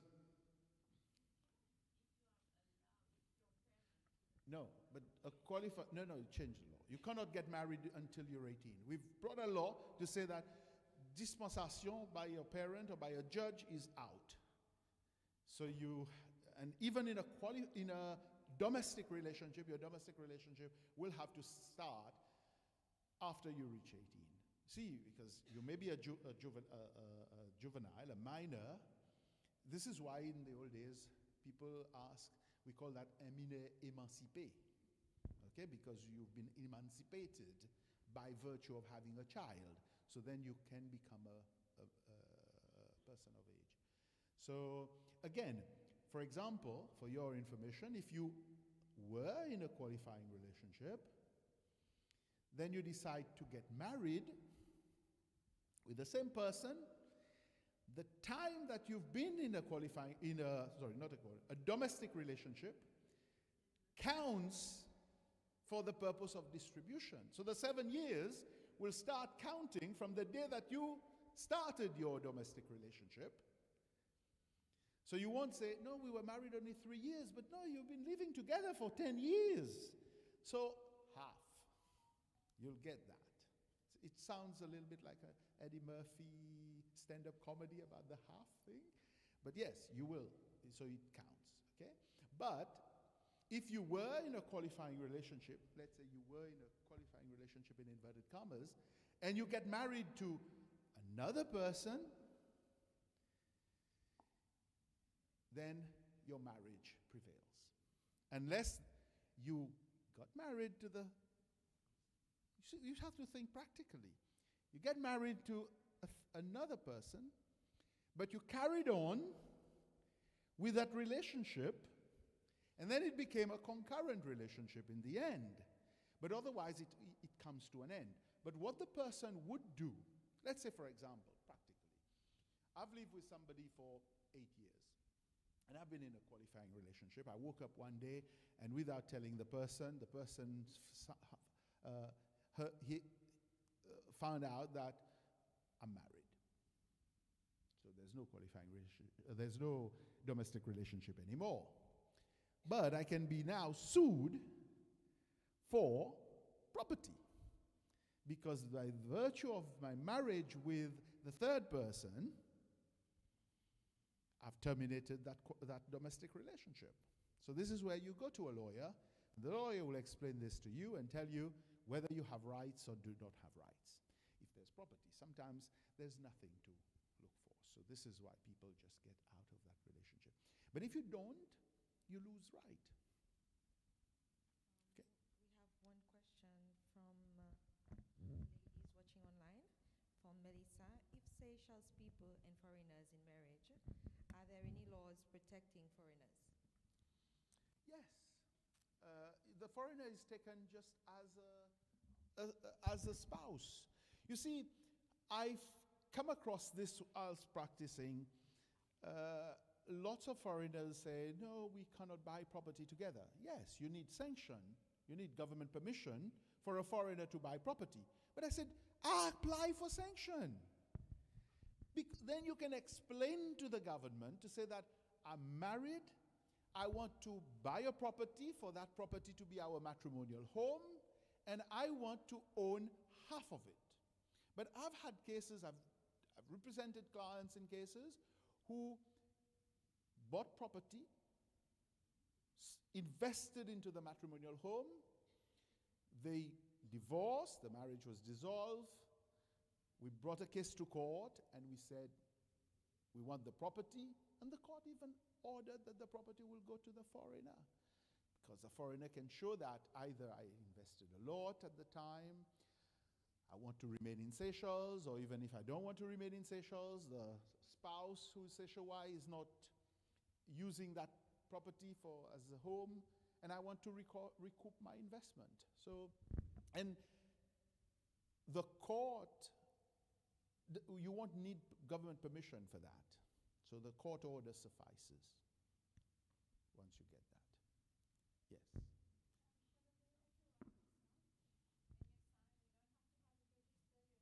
No. No. You never register a will until you die. So a lot of people who make a will with me tells me, what do I do now? I said, no, it's there. But if I die, then come to the office and find out. So now I have to give business cards. Before you think that, okay, you'll still be alive, but you might not. So this is something that you need to tell them. Yes. If it's à la main, it's wholly written by hand. Yes. No typing. Well, people who know, now people write less, but people would, for example, examine your signature. Sometimes they will cross-check. It's not without problem. So this is why often you go to a notary, and the notary will identify you, and it's a lot more secure when you do it with a notary than when you do it by hand. No, because you have to write wholly by hand. No, we haven't reached that stage. Yeah. Because you see the problem, no, it's not that, it's date. It's date. Yes, but you see, there can be a lot of manipulations also. You see, especially now with artificial intelligence, the task of the lawyer, of the judge is going to be a lot. I don't want to be practicing with all this kind of evidence. It's going to be very difficult. Okay.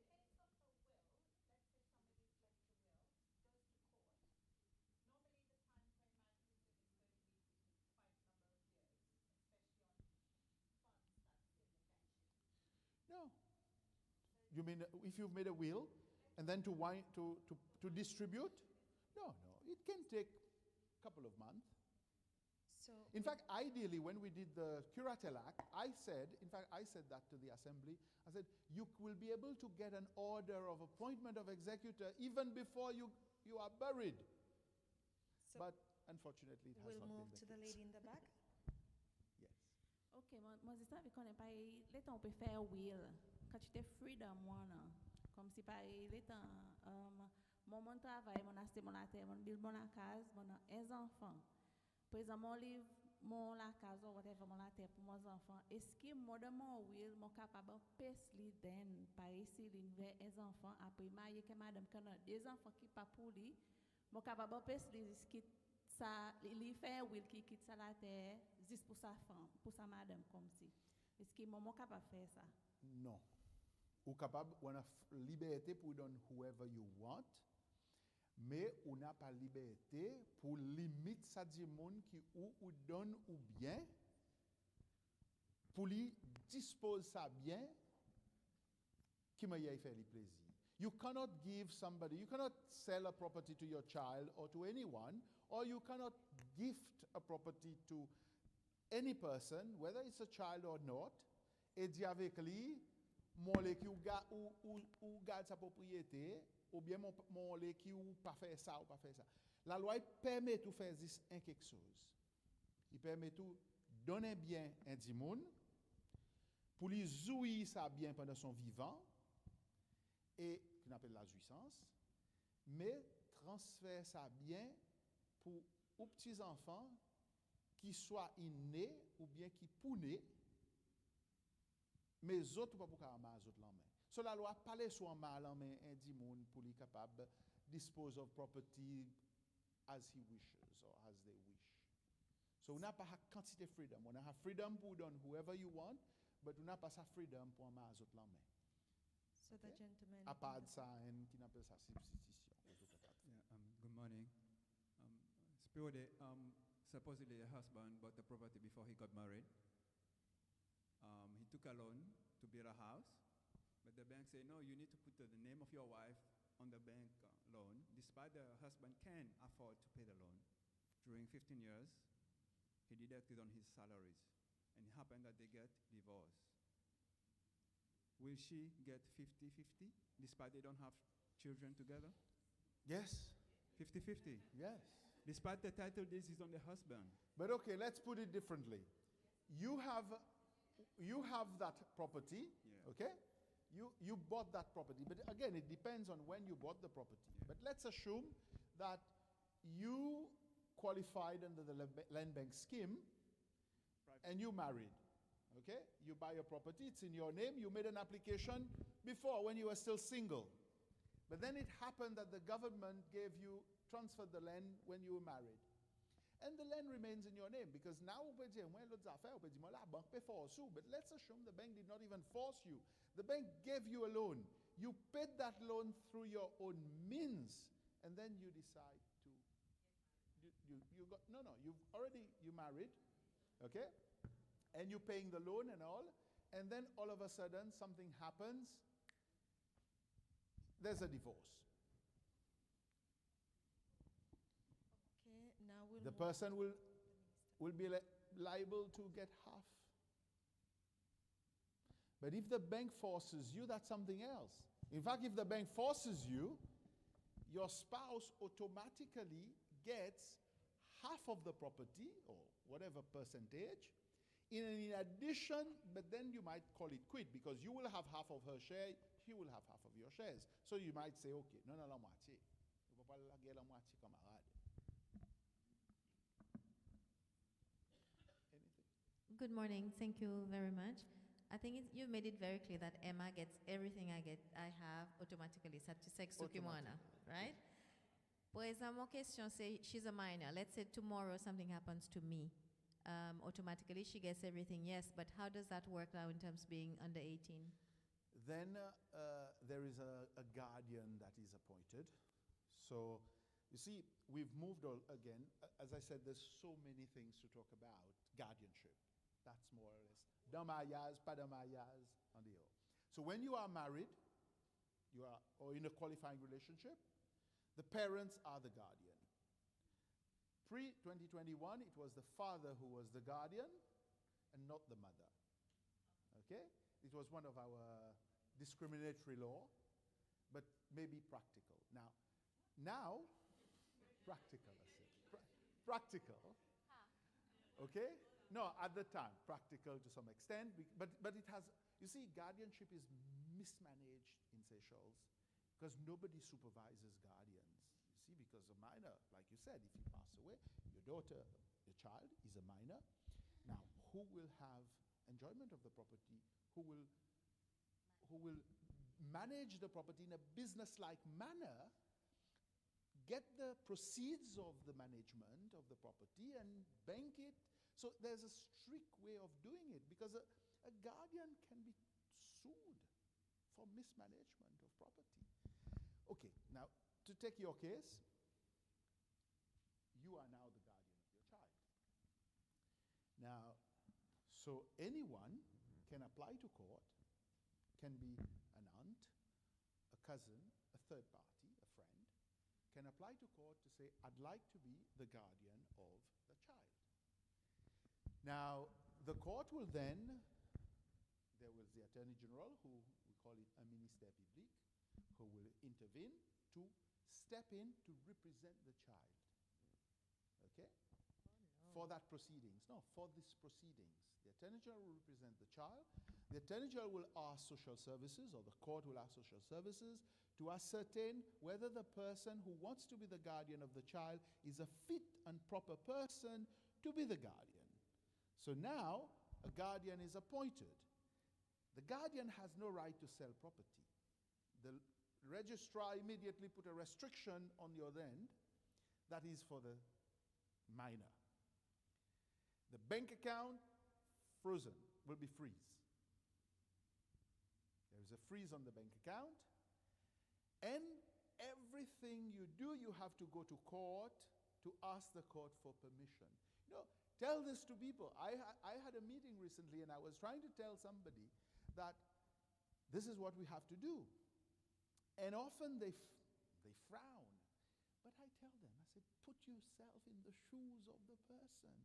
Put yourself, or for example, with inheritance, I said, put you in the shoes of your sister or your brother, of your uncle who lives overseas and who only hears, get news that land is being transferred, is being sold, and to your detriment. So the same.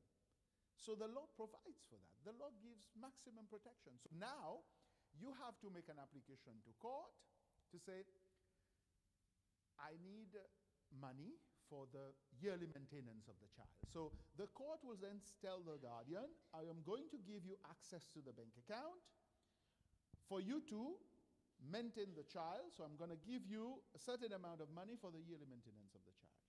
Now, if the child, for example, is earning a pension or social security benefits, the court might say, money is enough.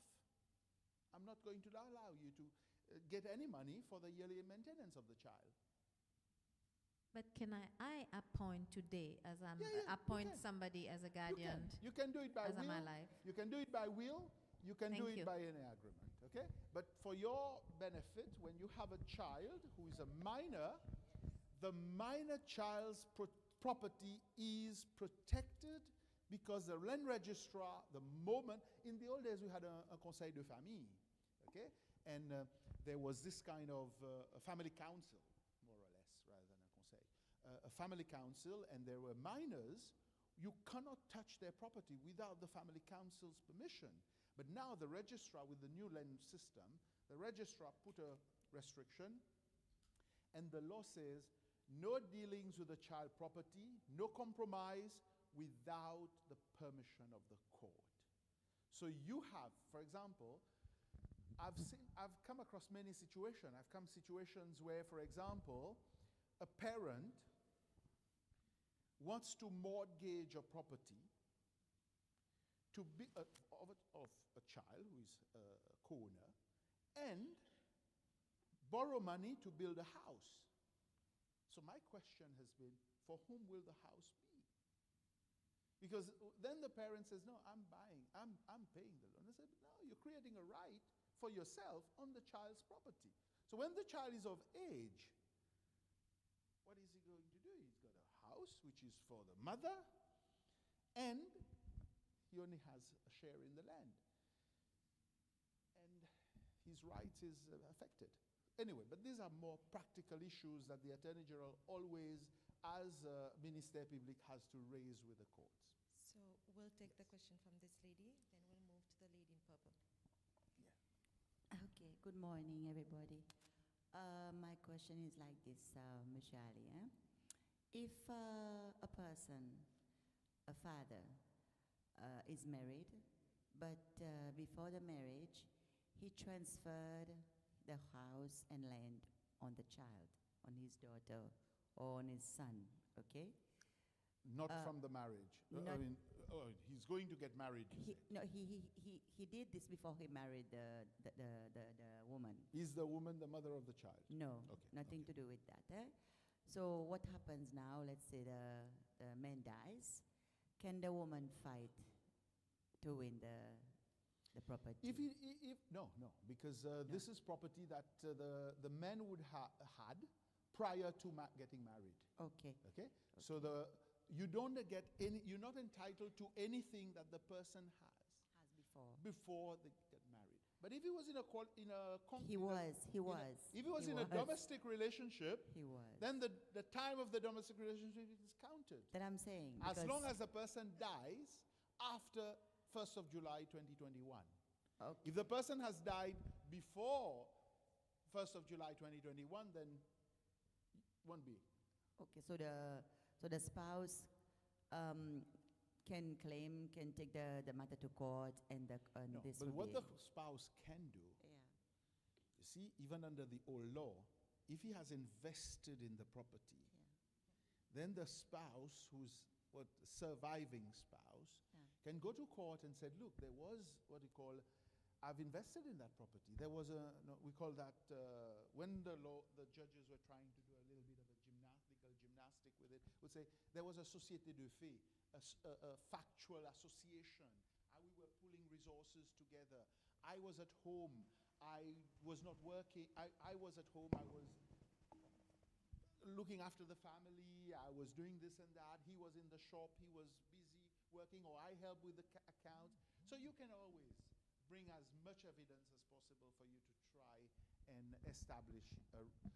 But you won't get the property. You'll get money. Money about it. And what about the will? Can people contest it and even break the will? Yes, you can contest a will. Before you could contest a will based on what I said earlier, reserve, réduction or return. Okay, so if you are a reservoir and you have been excluded, then you can contest. Okay, and the contest is always for you to get your share of the reserve. So the reserve would be half if there is children and surviving spouse. If there is, if there's no surviving spouse, there's only children, the reserve will depend on the number of children. But at the most, the reserve is 3/4. Now, you can challenge the will, so the court will set aside the will, give the person who's not entitled to the reserve the quarter, that is what we call the disposable portion, and the reserve portion will be shared within the reservoirs. Now, but a will can be challenged, and you will always been able to challenge if the person was incapable of making a will. Okay? Now, if the person makes a will before a notary, the notary is supposed to have the capacity to ask the person question, to inquire with the person whether the person knows what she's doing. And if you feel that, I don't think he may have interval, he doesn't have full capacity. Yes, he's lucid, but the lucidity is a bit at intervals and not really able to. But sometimes we're not a psychologist or a psychiatrist for us to know. So a person may have a fantastic lucidity to tell you what.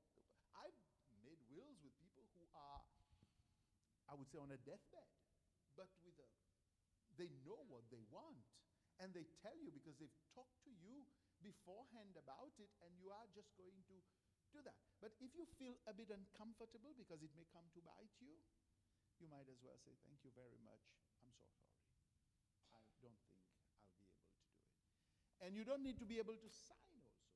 You see, this is why the law makes provision for these things. So now, if to answer your question, if there will be sufficient evidence to show that the person did not sign the will, for example, or the signature is forged, then, or the notary did not appreciate that the person did not have that lucid, very often the court will not, unless there are a lot of evidence to show. For example, the person had been seeing a medical practitioner and had already declared that the person is incapacitated, doesn't have the mental capacity to transact his affairs, then it is very likely that the court will set it aside. Okay, so.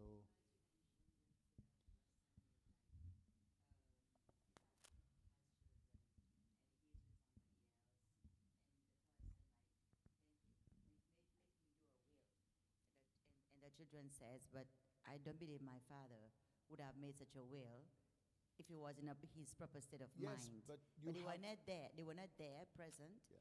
so they can contest this. They can try and contest, but success is something else. You see, this is why the law prevents doctors, priests, I think doctors, there are a few, I can't remember from the top of my head, I haven't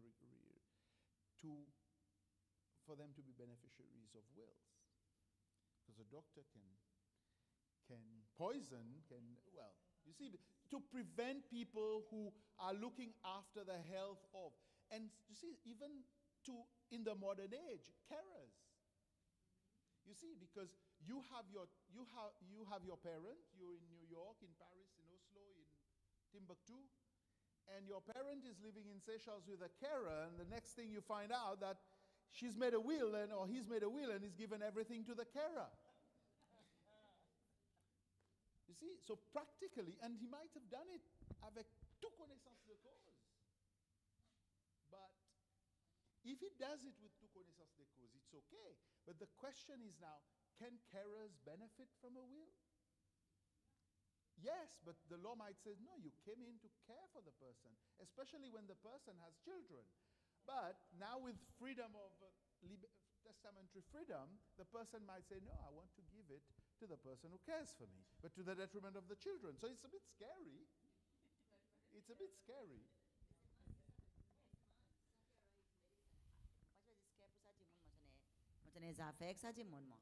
Oui, oui, oui, oui. It depends. You see. Yes. No, but it opens the door for fraud. It's opened the door for that. So this is why I say it's never a solution. So we'll start with the lady in purple. Okay, thank you. I have a bit of a scenario which I'd, if possible, like clarity. I think I'll take it from the first question of the previous speaker. There is a woman and a man. They built their lives together. They were not married, but they managed to purchase an asset, which is a land, and they've lived together for long enough. And somewhere, somehow, they ended up splitting up. And the property was still co-owned, if I'm using the right terms, by both of them. Even if they had split it up, living there, one left the country, separate lives. But still, like I said, the property was still co-owned, and they have children together. And children was living in the house and with one of the parent, because one moved elsewhere. And later on, a couple of years later, the man moves further on and gets married. But they both still co-own. Their names are there and everything is still, I would say, the same. Eventually, further down the line, they try to, because the lady participated in the owning of the property, in procuring the property, raising loans, and, So later on, they try to settle it on a more like a friendly manner. Okay, I'll give you a piece. You build your house. The man is married with someone else. They have their family. They have their lives. So, please advise how will this scenario ends. But at some point, they manage to register the subdivided land. Okay, you take this one under your name, registered under your name. This one registered under your name. What happens to the children? Their children that they've had for what, 26 years together. And with the father who's now married with someone else, we all living good. It's an accepted situation. But what is the scenario? I think it's a long scenario, but it's a very short answer. Everything has settled. Everything has settled because they had the plot of land and they've shared it amongst themselves amicably. That's it. Because what So they done, in regards to the children, the children to the- has nothing because the children is not entitled to anything until the parents dies. so in the event, No. in the event, But if okay, in the event that one parent dies, then everything that we've spoken about today, this morning, now is triggered. Now, you see, what you've said is interesting because they moved, they had a property, co-owned. They decided that they will not go to court to ask the court to do a division of their relationship or matrimonial property. So they moved after the time limit has expired for them to go to court. They became and continued to be co-owners of the property. And the rules of co-ownership we were not talking today. It's something for another day. So they were co-owners.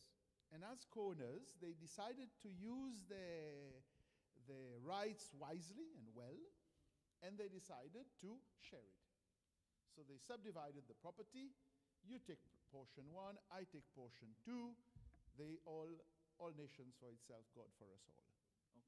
okay. Okay. So The kids, if your kids are of age, you owe nothing to your kids. that is something Nothing. that You we owe- need to get because I believe that we don't know. You owe support to your kids and maintenance to your kids. If your kids are underage or if they suffer an incapacity. They are disabled, they are still at school, they are still at university, you may be liable for their education, but otherwise you don't. You may be liable to your parent to give them certain support, but not your kids who are of age. And your kids, however, are responsible to you if you are not. You suffer certain incapacity. Maybe if Okay, I can just add on to something that Frank is saying as well, maybe just to kind of hit it home very clearly for you. It is a misconception if, for children to think that by virtue of me being a child of A or B, whatever my mother or my father has is going to be mine. Thank you. Okay, it is a Exactly. misconception, especially since the change in the law where now you can leave anything you want To anyone. to anyone. Thank you. But also, I would just add on that you have, and especially as Frank was saying, when your children are no longer minors, you as a parent have the right to enjoy your property to the fullest of extent. If you want to drain your account to leaving it to just 10 cents in there or even to nothing, you have every legal right to do that. You do not have to leave them anything. It sounds sad, I know, because the Indian in me is bred into me that legacy.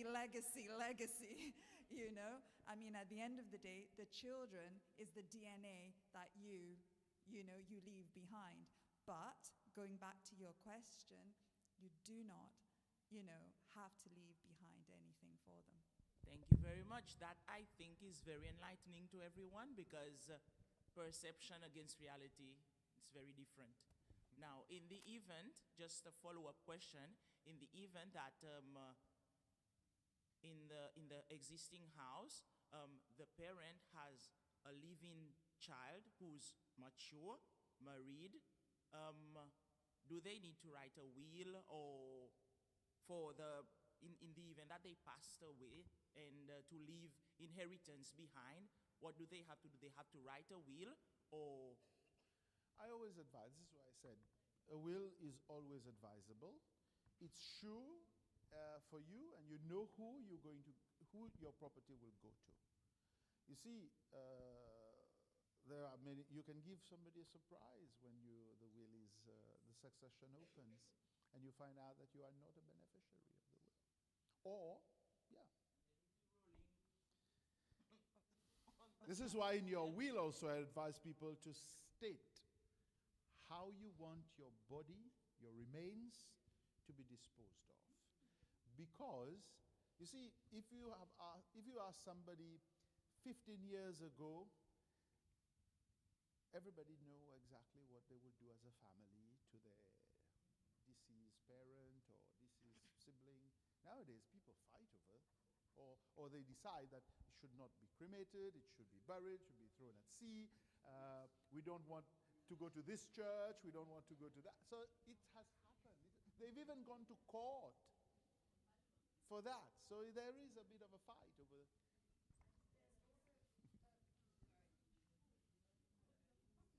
But there's also a practical element that comes into that with what Mr. Ali, what Frank was just saying. And it's really important that when you do go and sit down with your lawyer, your notary, and this is something that you want, for example, I'll give you a life example. I don't personally want to cremate my husband. I want to bury my husband. But unfortunately, I know he wants to be cremated. Now, if he wants to ensure that happens, and I'm not going to go behind his back against his wishes, he would probably go and see Mr. Ali while he's doing his will. And one of the things that he should instruct, or in this case, you should instruct, if this is something very close to you, is you would say that, because remember before Mr. Ali said, he doesn't even know if the person has died, right? He may not know, but there might be an instruction in the will about exactly how to dispose of it. And then when you finally reading the will and you've buried him and you're like, I would like to be cremated and my ashes thrown to the sea. Okay, so it's important that you convey this to your notary and say these are the contact details of my relatives, that please, if ensure that this is given to them as soon as you're notified. And of course, you also, as the person making the will, have got certain responsibilities and obligations. And like Mr. Ali was saying earlier, talk to members of your family and say to them, I have made a will. My will is at the office of Mr. Frank Ali, and I have given very special instructions about how it is that I want you to deal with my death. And often, I mean, it can be even written maybe on the envelope or whatever, or, but go and get that, talk to your family members about it, and of course to the notary about those instructions. I'll do un petit parenthèse. This lady, she has an unpronounceable surname. So, since she's a psychologist, there is also under the Mental Health Act your right to do what we call advance directive. So maybe you also should do advance directive, because if you have a mental problem, then you are given that you can appoint somebody and give the person directive as to how to do certain things for your welfare and well-being. So there, as I said, the law gives you quite a lot of rights or avenues or remedies, but you have to use it. I encourage, see, sometimes clients come and you throw something to them. Sometimes I just do it just for the fun of it. It takes a bit of time, but I tend to do something for somebody sometimes. I don't charge the person, because one day I got a template And then one day somebody will come to me and say, I want to do an event directive. And then he will pay for what the person has, for what I've done for that person. So these are things, because I saw her and it. Okay, we'll Yeah. take 2 questions online and then we'll move to balance things out. Okay, one question. I was having a divorce case. I lost it and I have to pay 350 million Seychelles rupees. So, Peut-être 350,000 roupies. Yeah. Yes. Mon husband kan même moi qui paye loan, moi qui paye mon loan et tout l'intérêt, mon tout sale, il dit ça c'était manger, après il tient un transport, il ça ou matériel pour construire la case. Si vous advise moi de sa circonstance. it seems he's already got Yes. got a judgment. Yes. So it could be that the case was under the old law. So that's why. So under the old law, contribution was quite central. But at the same time, it depends on how you bring your case to court. What evidence you bring. I told you, the court is what you bring to the judge. The judge is not going to, because I know the person, then I have to assume or infer. It's what evidence you bring to court. And the law allows you to bring oral evidence. You see, very often, sorry, I'm not bringing the person down in any way, but if it's a judgment already, unless he appeals, so he has to appeal. If she's within time, she needs to appeal. Okay? But if she has lost the right to appeal, then she has to live with that judgment, and that judgment will be executed against her, sadly. Does she have to appeal? 30 days, 30 court days, which is about 40 calendar days. Okay? Next. But as I said, it's very important for you to tell your lawyer everything, so that the lawyer would then bring this evidence. You see, in contract law, one thing you have to bear in mind, in contract law, you have to have a writing, okay? You have to have an agreement or a document which is in writing. But if you are doing a property case or a matrimonial case, it's by all means. So oral evidence is admissible. Well, if you have documents, it's always good, but you can talk about it, you can give oral evidence. So the court then will weigh your oral evidence based on whatever other evidence, one word against the other. This is why we call it in a balance of probability. But if you have some, let's say you have a check, you don't have an agreement, but your agreement is oral. Let's assume, just a little bit outside, you bring a case to court and you said, I lent somebody 50,000 rupees, and you don't have an agreement, but you have a check that the person has paid you 50,000 rupees, but the check was without provision. It bounced. So this is an evidence for you to establish, because the court will ask the person, why did you give the person a check of 50,000 rupees or 25,000 rupees for that matter? What sort of relationship do you have? And the person might say, well, it was to pay a debt. And the debt was based on the oral agreement. So not always because you don't have a document that you don't go to court. Go to court. You may even have lost the right to go to court in terms of you've lost the time, prescription. You can still go to court because the person may waive the right to prescription. So you always try to go to court to enforce your right. Okay, so one clarification. So a parent passed away, leaving no paperwork being a will, and leaves behind assets such as land and money. So what happens in that situation? Yeah, it's automatically, you go to court, you go to the curator, you appoint an executor. If sometimes there might be that all the heirs does not agree to an executor appointed.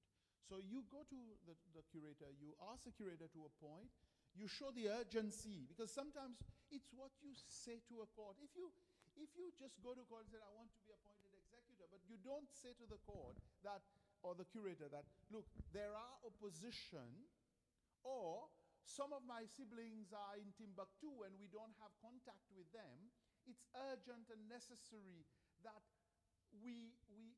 an executor is appointed, my deceased parent had debts, the debts is piling, so the curator will have no choice but to appoint an executor, because the executor is a trustee. So the executor will manage the estate and mitigate the undue losses or damage that the estate would suffer. So the lady in the back. Après-midi, mon question est pour le divorce, un petit peu. Dans la catégorie divorce pour unreasonable behavior, est-ce que communication qui disparaît dans l'espace des ans et demi, ils ont un grand rôle, et si on a l'évidence des façons qui lead avec un payment threats and so on, il y a strong pull for divorce? Yes. As I said, it depends on what is your story? Okay? What is marriage? I think Priscilla put on her, it's a contract. We say often, where I studied law, we said it's not a contract, it is an institution. Okay? So there is support, faithfulness, and assistance. Now, if there is no communication, it shows that the relationship has broken down. Now, the question now is whether the non-communication is attributable to whom? Now, if the communication is attributable to the other spouse, then you can say that it's unreasonable, because you should be communicating, because communication is part and parcel of a proper relationship. And Now, like, if there are threats also, again. So like I had mentioned as well in my presentation, unreasonable behavior is a very wide ground, and it's in my years of practice, I would say probably the most popular ground outside of consent, if you can get those two people to agree.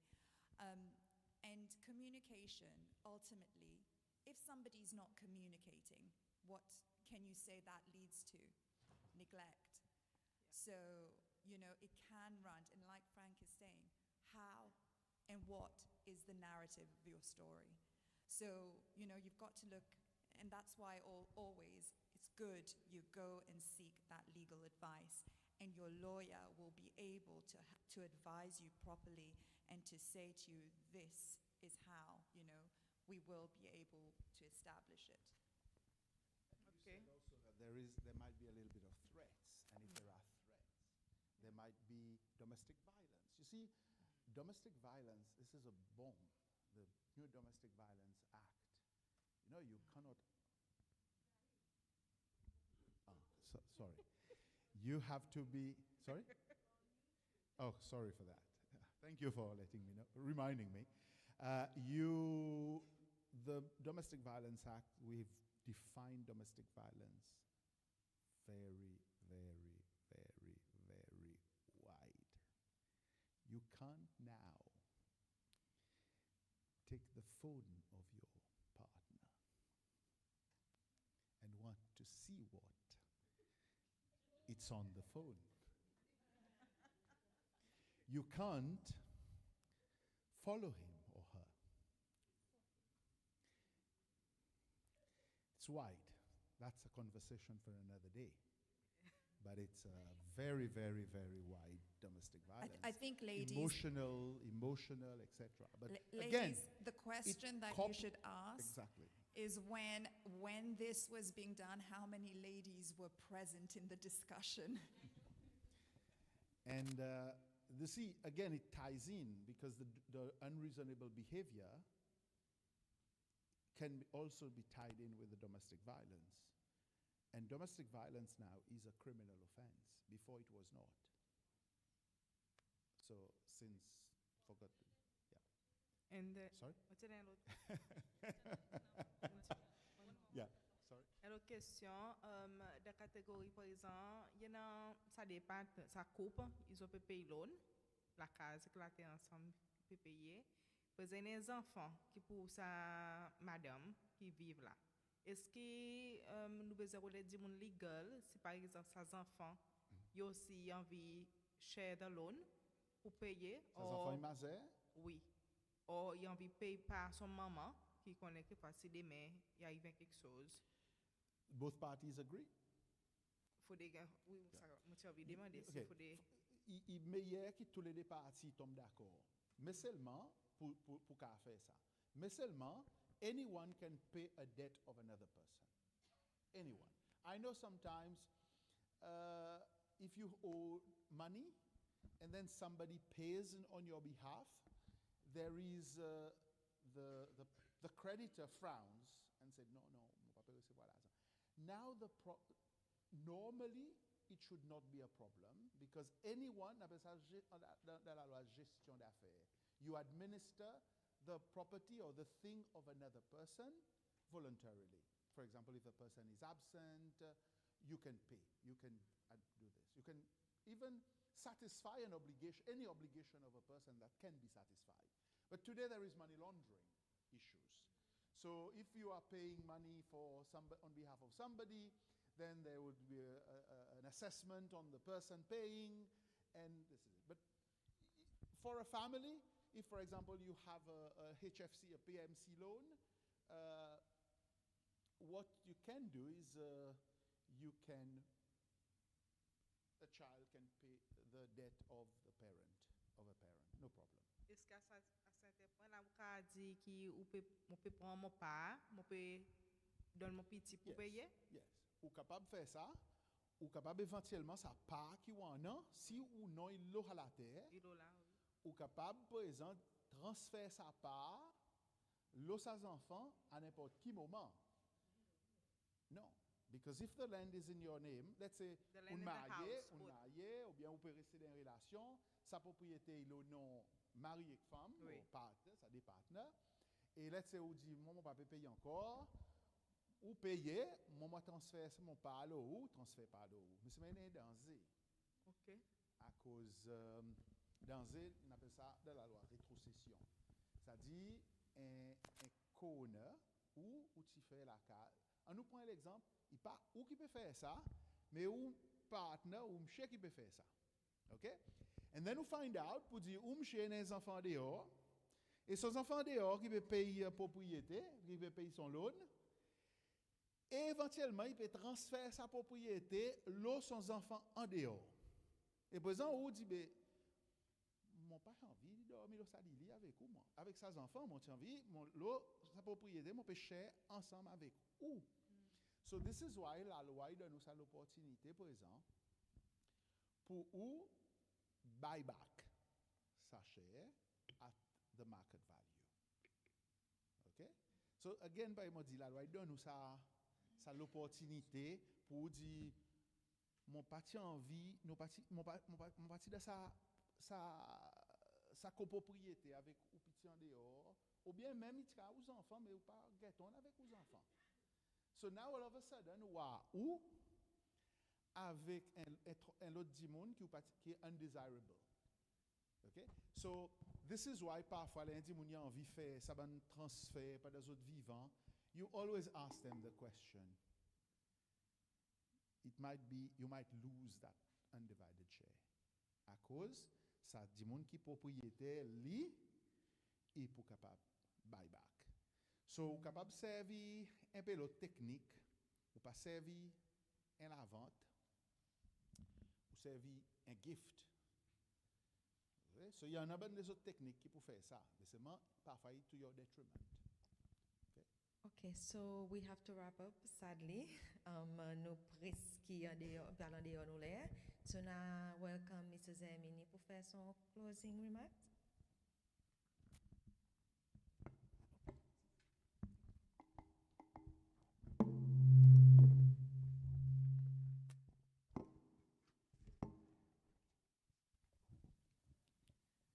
Maybe before I close, can I just ask Prishil whether she has any last words, being a madam and a lawyer? So,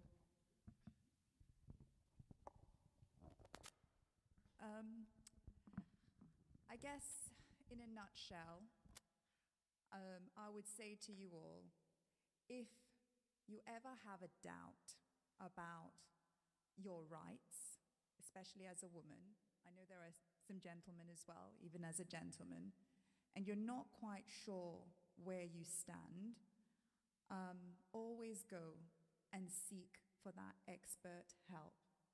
You don't have to like what you're hearing, but it means you can always go and find another person and see whether or not that opinion, you're more comfortable with the second opinion. But it's always good that you know what your rights are. I think that's what I would say to you. Thank you for that. So I have two key takeaways, quite frankly. One is getting into love and getting out of love. Different kettle of fish. And the second one, make a will, not a wish. I think that wraps it all, right? So thank you very much, everyone, for joining us today. So I think it's been a very insightful session with some humor, so that it made it more interesting for you. I really have to thank Prashil and Frank to join us today. I know they are very busy lawyers, but they made time for us, so please.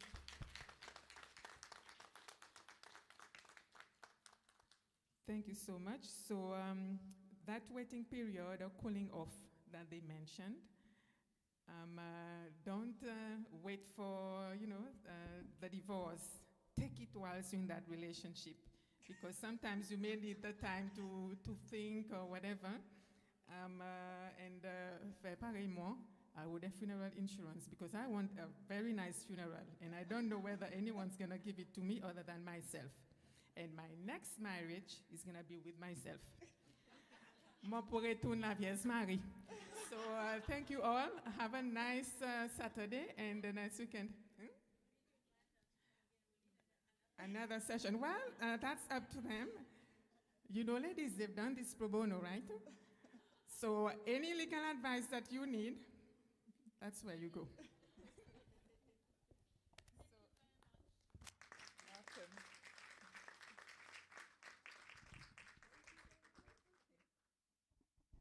Forgot to say thank you to our promising legal person. I know she used to be at Executors office for a short while.